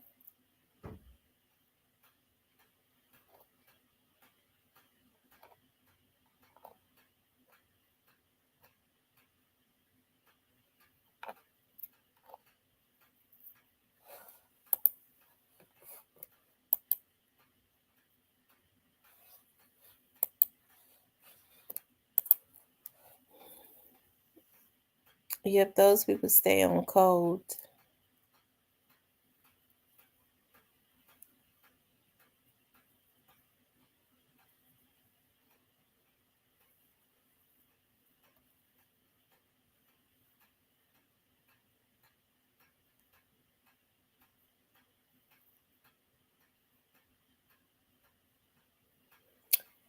Anyway, guys, what are you all getting ready to do for the rest of the night? I'm not sleepy, but y'all, I'm gonna tell y'all something.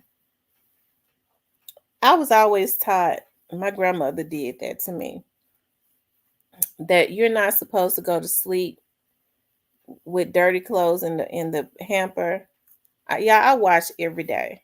I do. I wash every single day, and I'm trying to figure out, like, I wash every day. Why do I always have something to wash? Because I always wash every day. But even if it's just a few things in a basket, I wash it. And I walked into my washroom. I was like, oh, okay, I got some towels in here and stuff that I need. But I change clothes and stuff every day. I use different towels and stuff. You know how some people use the same towel. They use a face towel and then a wash towel, and they throw it over the shower thing, over the shower rail, and they use it. I've never been able to use the same towel twice. Yeah, I just don't believe in doing that. I never have. Um,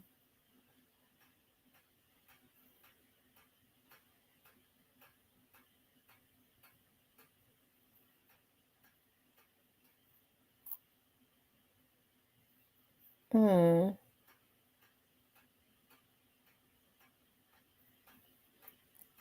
But I need to wash and I need to do a couple more things. Trump didn't have no policy to hurt black people. All Biden do is focus on hurting. That's exactly what Biden do.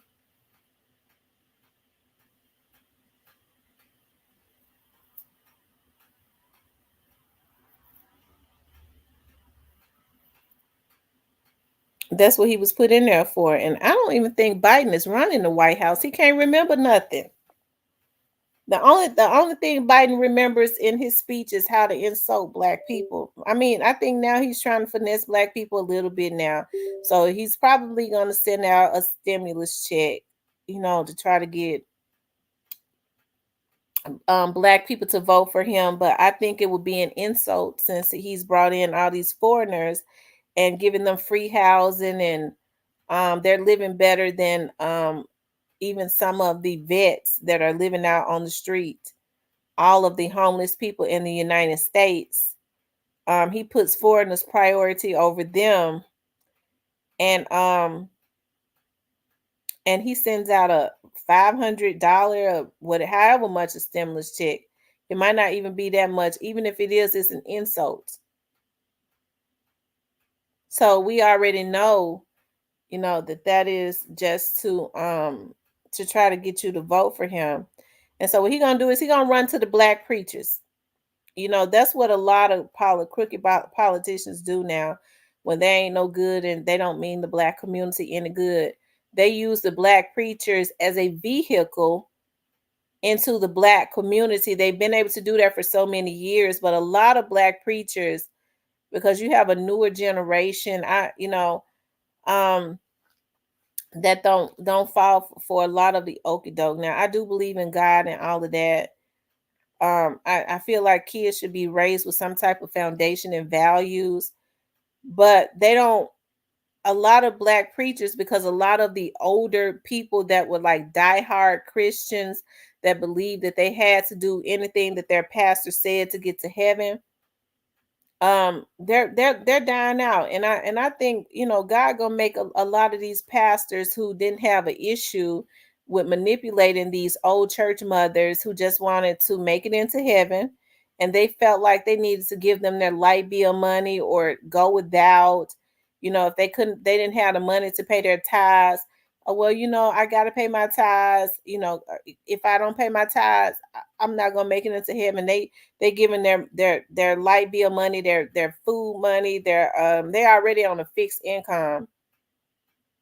And so what they should have been doing was trying to help them. But they're losing a lot of control. They're losing a lot of control.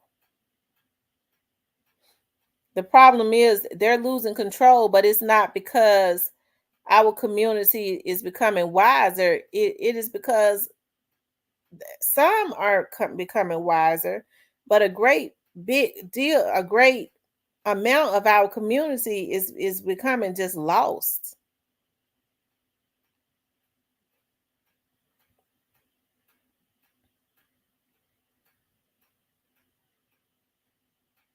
Y'all get the likes up. Get the likes up for me.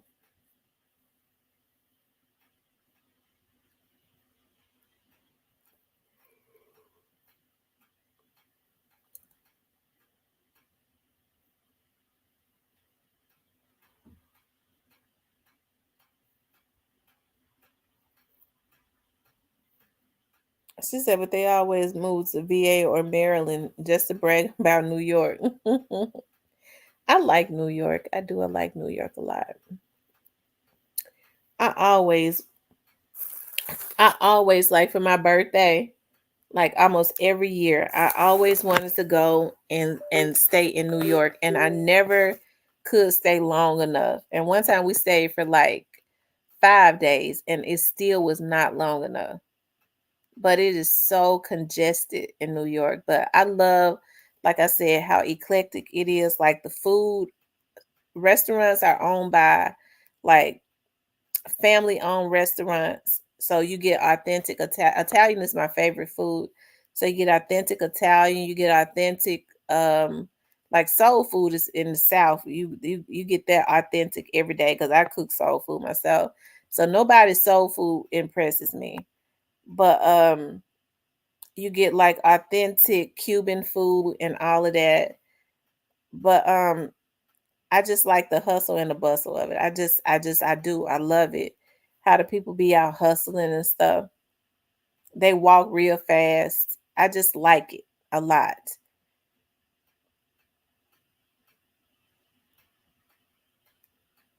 Girl, you have to walk everywhere because it is so congested. It's asinine to even have a car because it ain't nowhere to park it. Like my friend I was telling you about that that be FaceTiming me. He hadn't FaceTimed me in a while now though. But he would always like have to park his car like 2 blocks away from his house. It's like, I couldn't find a parking place. I had to park 2 blocks away. I'm like, dog, it's so congested in New York. Parking 2 blocks away from your house is crazy. Then now they have to pay to park even in front of their house. What I do love about the area, the Memphis, Mississippi area, I mean, you well, you know, there's always parking.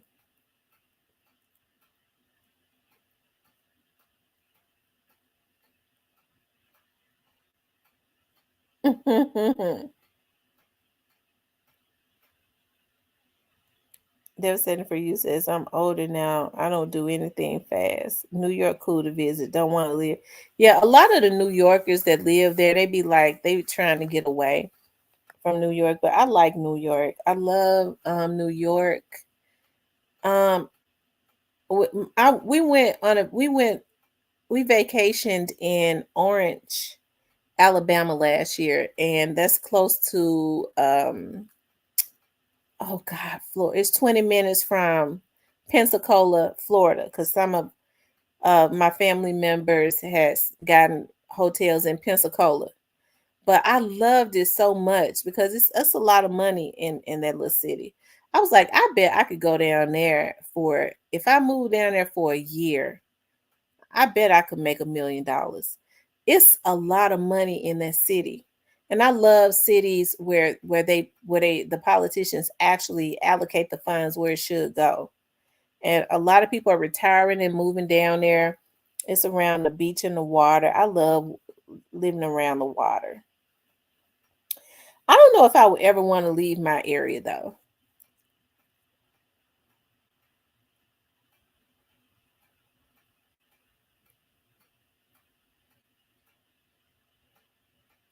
Her New York is about bury itself building underground for the children in the tunnel. New York is big and they're breaking the foundation. I love to go anywhere where I see that the economy is bursting with money. You got a lot of retirees that's building big houses in an area. When they starting to build it up, you see that a lot of people are retiring, rich people, and moving to a city. That's that's where you want to go and build something.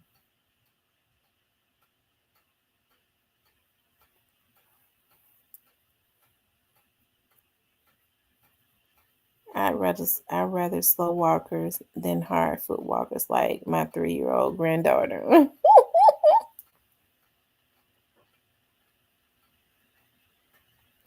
My grandbaby runs everywhere now. I'm like, oh God. But she'll be at the daycare, but she runs. She don't walk, she runs. And she moves so fast. Like I cannot turn my back on her at all. Not for like even 30 seconds.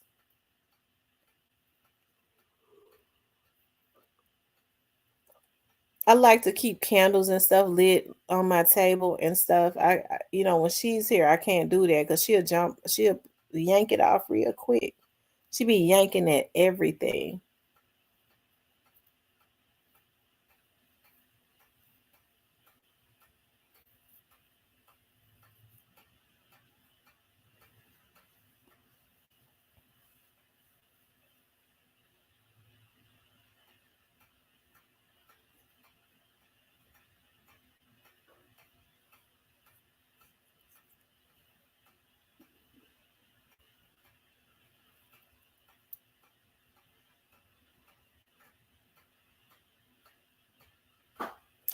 You're right, Cypress. Bodies are dropping as we speak. I promise you they are.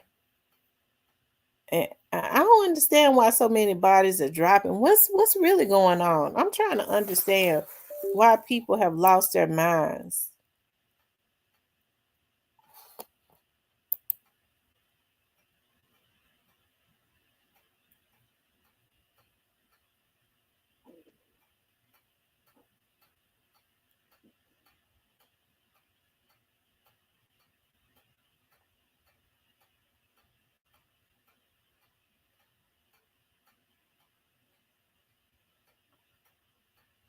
Mm.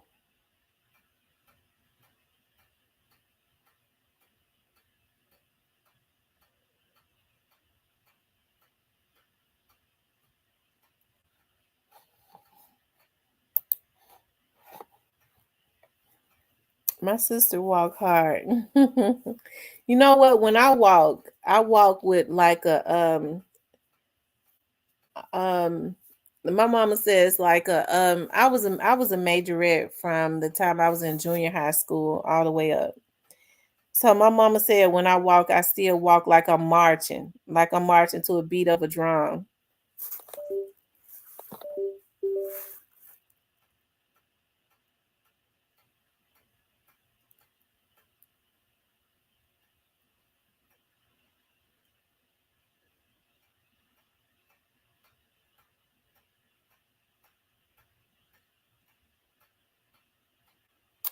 A Blackwood just went live on Instagram from a crime scene. Exxon on Pauline downtown. That's down there right by the jail. Oh Lord Jesus. They commit all these crimes right around the police department.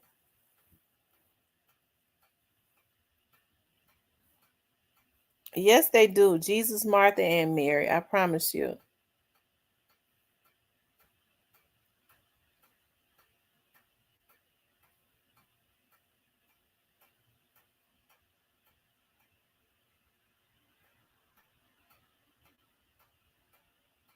Mm, mm, mm.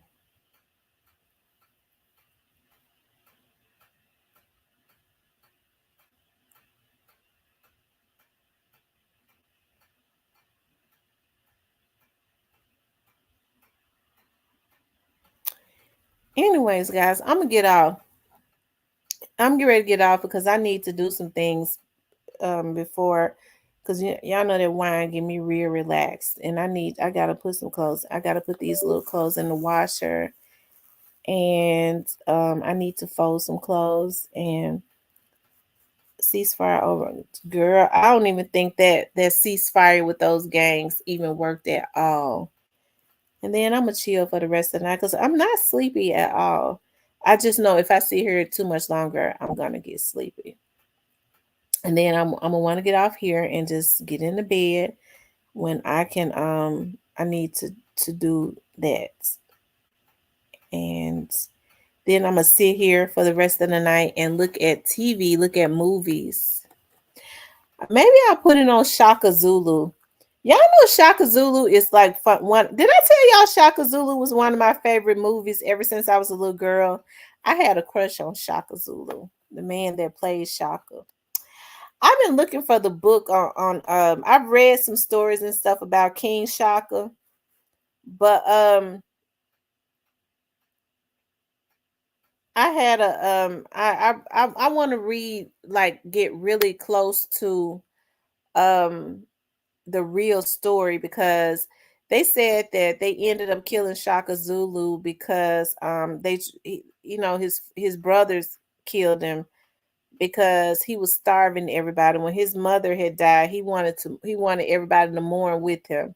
And so they weren't allowed to grow crop or eat, and people were starving and all of that. And so and dying. And so what they ended up doing was they had to go ahead and take him out because he lost his mind. That's what they say. And then some say they took him out because of jealousy. I don't know. The story, the truth might be right in the midst of that. But I just love how brave Shaka Zulu was. I love his saying, I love this. Never leave an enemy behind because they'll rise up again. I promise you. I love that quote. I gotta get a plaque with that quote and bring it and put it in my office. Never leave an enemy behind. They'll rise up again. My dad used to, I'm gonna tell y'all something that my dad used to always say. I told y'all when my dad was running, when he would have to run for re-election in his position, if he had an opponent that would attack him, like my dad wouldn't throw dirt but they would throw dirt on him first. Like if they would throw dirt on him first, my dad used to always say, like, when at his funeral, like when they was getting up speaking about him, my dad had his favorite saying was lie like a dog. They lie like a dog. And so one of the guys was like, I always wondered how somebody could lie like a dog. Lie like a dog. And so when they would throw dirt on him, my dad when my dad would go, okay, well, now they threw the first punch, now I'm getting ready to whoop them like a dog. They play real dirty in politics. And so I remember, like, the last opponents, they thought they was really gonna get him out of office. Oh, they started doing some stuff. My dad said, all right, they started with me first, now I'm getting ready to whoop him like a dog. Shoot, they was playing so dirty in their race. The guy that had ran against my daddy child, his wife went and checked herself into the damn crazy house. And the guy was talking about he was stressed out and he was gonna file a lawsuit. They did so much dirty stuff, but they started with him first. They tried to do some dirty stuff and they didn't know how to play the game. That man had been running for that position 20 years. They come in there like a puppy. He said, I'm getting ready to whoop him like a dog. So when they was talking about like the man's, I was like, well, Dad, they saying that the man's wife and stuff then got stressed out and she talked about she gonna go check herself into the crazy house. They might try to sue you. He said, I'm not worried about that. They started it and I'm gonna finish them. We can't stop now because if we stop right now, he'll start back up. I'm gonna finish him. My dad was just like Shaka Zulu. That was similar to Shaka Zulu. That's why I love my dad so much. He was brave and strategic.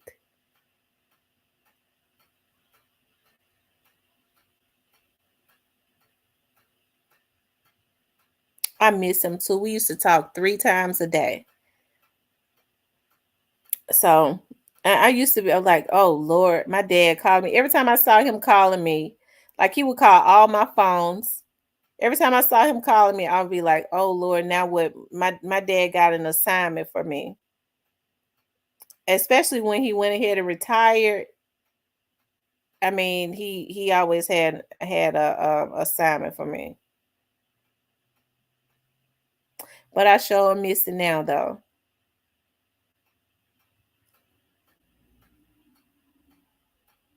He was working so hard on getting that museum open.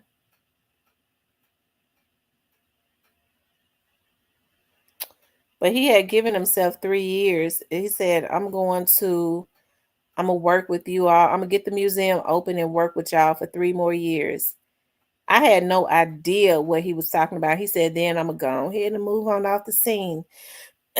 So I didn't know he was talking about moving off the scene forever. I thought he meant he was just gonna retire, like, and not work anymore and enjoy all of his money.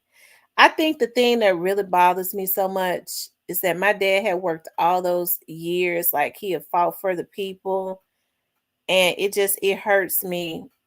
I remember when he retired, and I said, Dad, I was like, what you gonna do? Like he retired and he got like a 990 some $1,000 check. And I said, Dad, you a millionaire. What you gonna do? He was like, what I've been doing. He wasn't even messed up about it. Like he never wore name brand shoes. He never he never did any of that. He didn't even care because he had always made a lot of money. But I guess it hurts me like he worked that hard, he get his lump sum of money and then he died the next year. That really just bothers me. But my auntie was telling me, she's like, well, I was talking to his sister the other night, my aunt, and she was like, well, you know what? I was like, it hurts me that he get his lump sum of money and he died. She said, but your dad enjoyed his life. Your dad always made a lot of money. So he did whatever he wanted to do. He left that stuff behind for y'all. So I don't know. I just wanted for my dad to enjoy himself. Like he would have I wish he would have taken because he would get sick and go into the hospital and then they would get him well and stuff. And then when he would get out, he was like, he'd be like, I'm gonna do better. I promise you I am. And then he would start right back eating bad again. I just never thought that he would be dead because he had said, I'm gonna work with y'all for 3 more years and then I'm gonna go on off the scene. So my brother-in-law said that my dad had a conversation with him.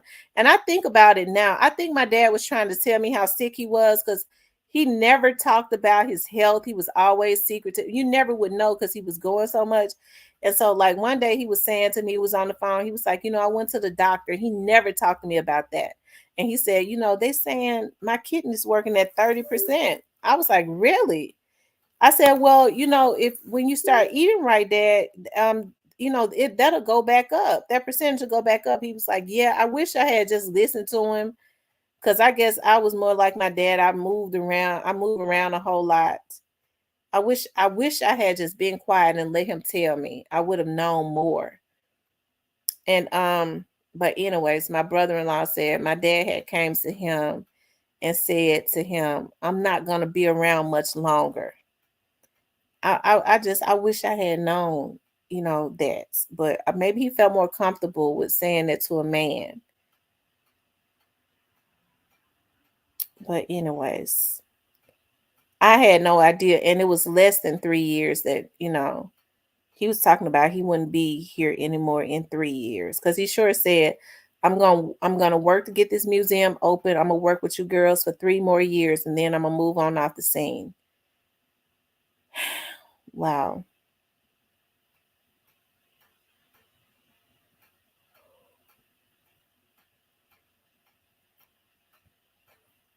But anyways, the 27th would be a year of his death. And I be missing him every day because like my dad had a solution for everything. Like a lot of the stuff that I find myself having to work my brain for, my dad would have already came up with a solution.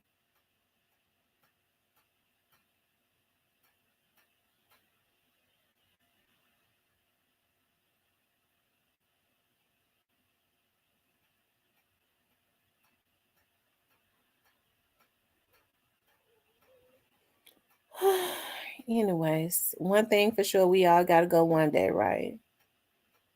I just didn't think I just didn't think he would be gone this soon. I thought I had at least 20 more years with him. That's what I thought.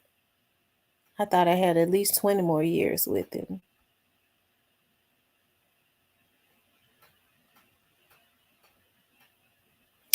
I guess he's getting to a place of like peace because I was dreaming about him consistently.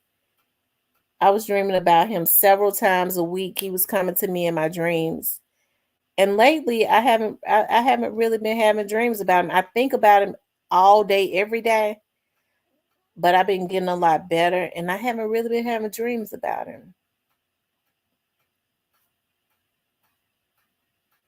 Miss Kitty said her friend been acting super nice. She says, I'm scared.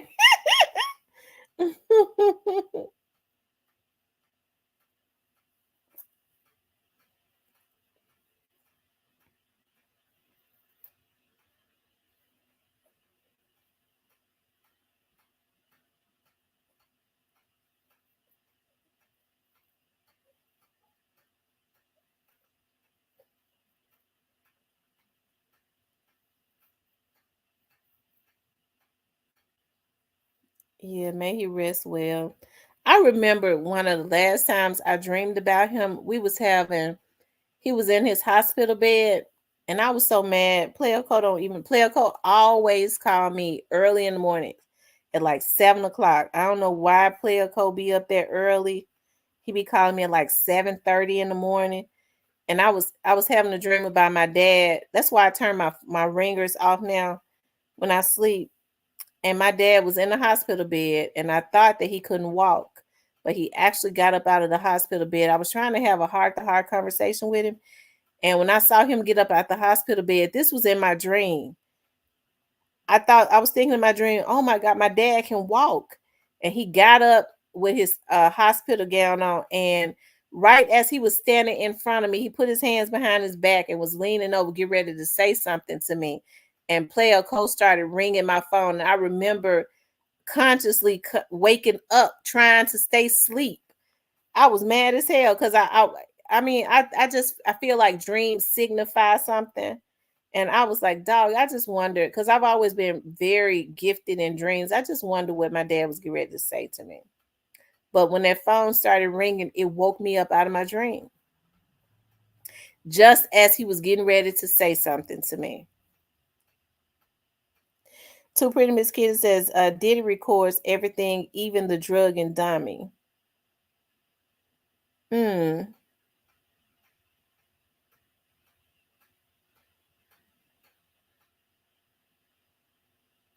I was looking at, they said Diddy was doing something.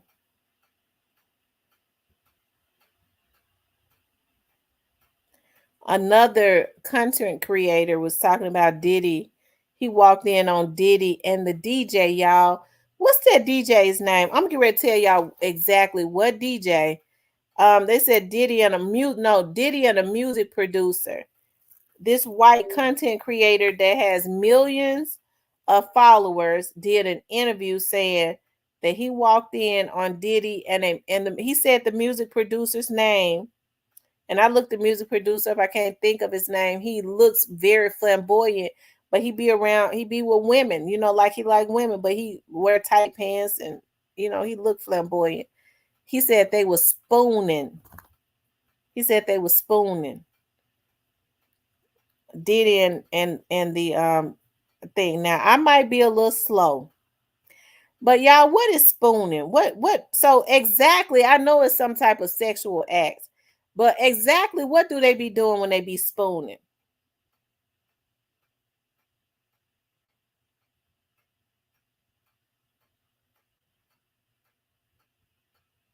What exactly do they be doing when they spooning?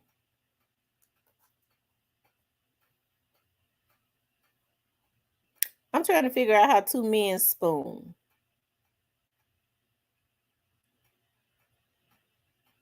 I'm curious.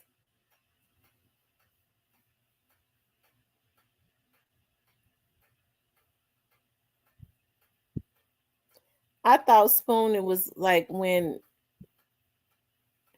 I don't know, you still had your clothes and stuff on. Cuddling from the back.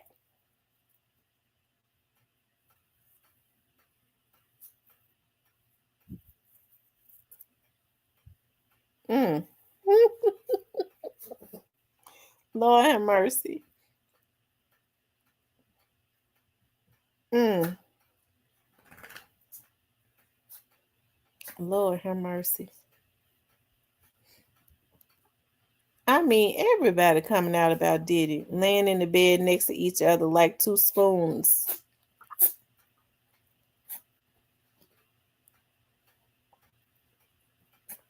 hugging your girl from behind like a spoon. Oh, Lord. Mm. Oh, Lord Jesus. Oh, oh.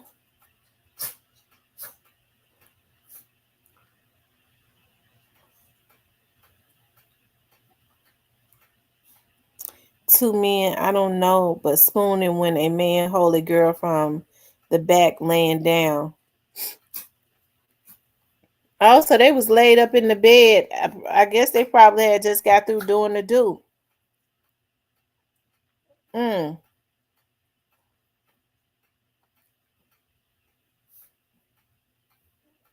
Mm.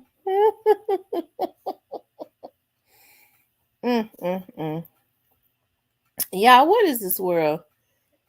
I mean, well, at this point, Diddy need to just come out. Y'all, why y'all think they turned on Diddy? They try to say it's because Diddy wanted to put out his own liquor. They've always taken care of Diddy. Why wouldn't they want him to put out his own liquor? I don't believe that.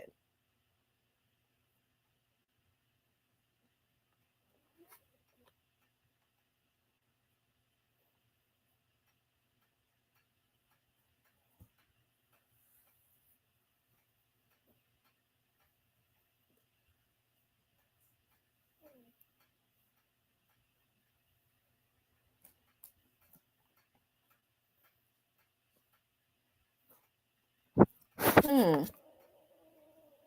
Oh Lord, y'all, my dog pregnant. She be so tired.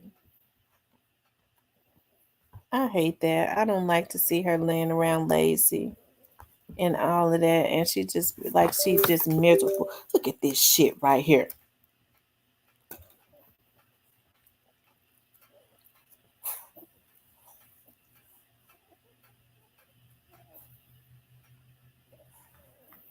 I don't go to church, but three together. Exactly.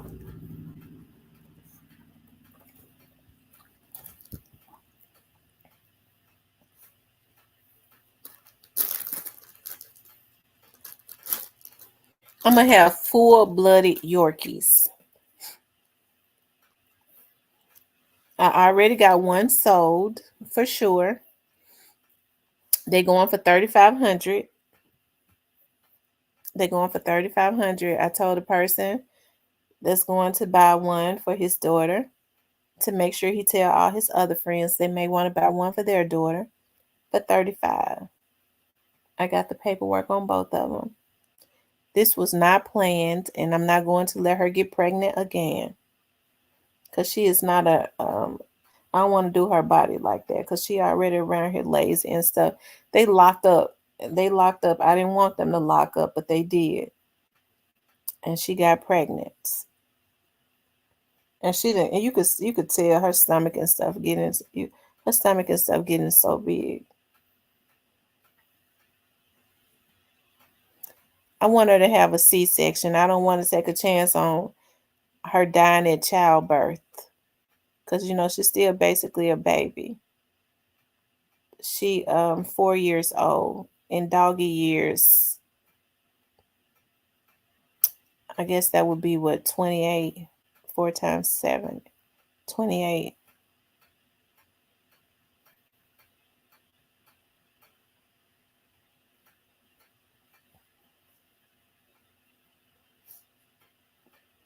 So I don't want to take a chance on her having dying at childbirth.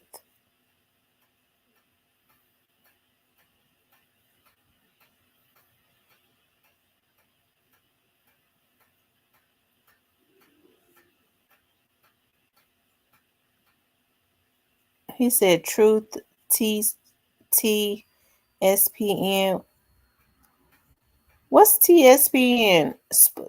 Spoon?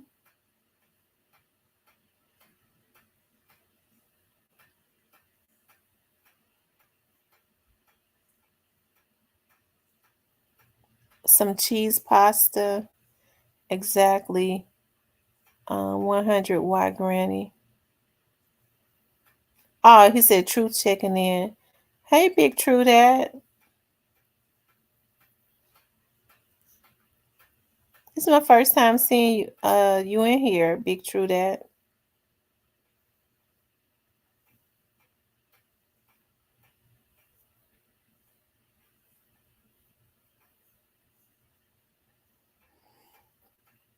So what y'all get ready to do for the rest of the night? I didn't ask y'all that 100 times. I be saying I'm gonna get off and then I start talking about something else, child. That's what happened when you get to drinking that wine.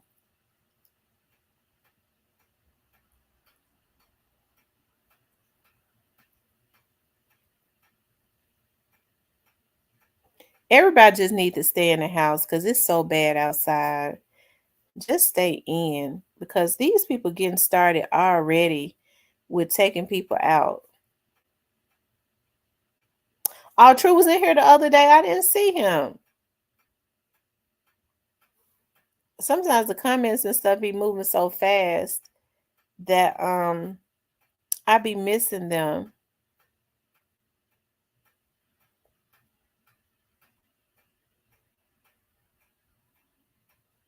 Yeah, I'm so happy. I'll be so happy when the summer comes.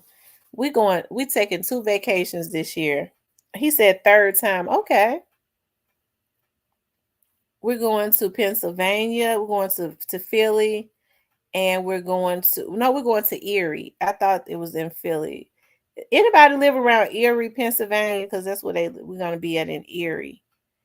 And we're going to Destin. And we're going to Destin, Florida. The good thing about it is we'll be in Pennsylvania for I gotta see what they got going on in Erie because Erie is like 3 hours away from Philly. So we're not gonna even he said check out last content, maybe something for your topic going up.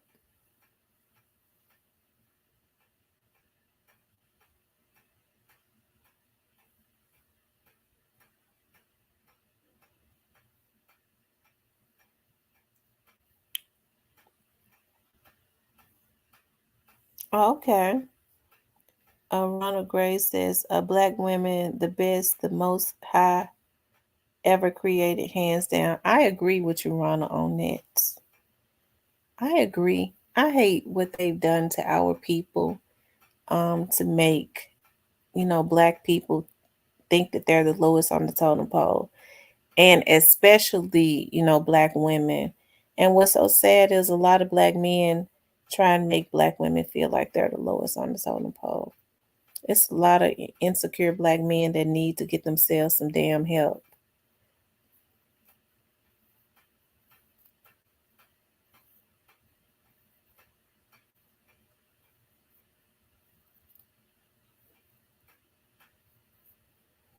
Ronald Gray says, Bernie Mac said, I'd be glad when they put that shit it cans.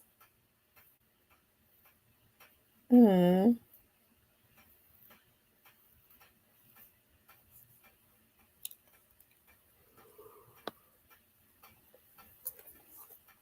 Y'all make sure you guys, if you don't like, share, and subscribe, um, if you're not getting the notifications, they said what you need to do is unsubscribe and resubscribe again and hit the all, because it looks like they shadow banning my YouTube. They be wasting their time doing it to me, because um I mean, it don't do nothing to me or for me at all. They could put their energy towards something else other than me. But yeah, and also go to my Facebook page. And I do have an Instagram, but I don't be on Instagram like that. I'm going to start learning more about Instagram. Now, I'll go on Instagram and lurk sometimes. I'll log in, but I'm always like, Facebook is on my phone. So if you go to Real Talk with Tamara, make sure you like it on my like page, okay? And then you can message me. A- And when you message me, I always get the messages from Facebook. I may not necessarily get them from Instagram because I have to log into Instagram and I don't be on Instagram every day. But go to Real Talk with Tamara and hit the follow button and the like button on Facebook. And if you need to message me, you can. I normally get them, but I'm just tell y'all something. I don't like crazy people. So if you crazy, don't message me, okay? Because I deal with enough crazies all the time. Anyways, you guys, I enjoyed being on here with you guys, okay? As I said, please like, share, and subscribe. It is always an absolute pleasure to be on here. I enjoyed you guys tonight. Shout out to my moderators. They absolutely rock. Okay. They normally stay on with me to the end. They absolutely rock. They're the gatekeepers of the chat. I got some gifts for my moderators that I gotta send them. I be forgetting. Child, I'm gonna put them in my car. I'm put them in my truck so that I can stop and mail it off. Y'all know I've had their gifts and stuff for some months. I keep forgetting because they do such a great job. I like to reward people that work to help me out. I appreciate that so much. Anyways, you guys, make sure y'all have a blessed night. Spend some time with your family tomorrow. Watch yourself. Take care of yourself. Be aware of your surroundings. I love you guys much. Okay. I'll talk with you later.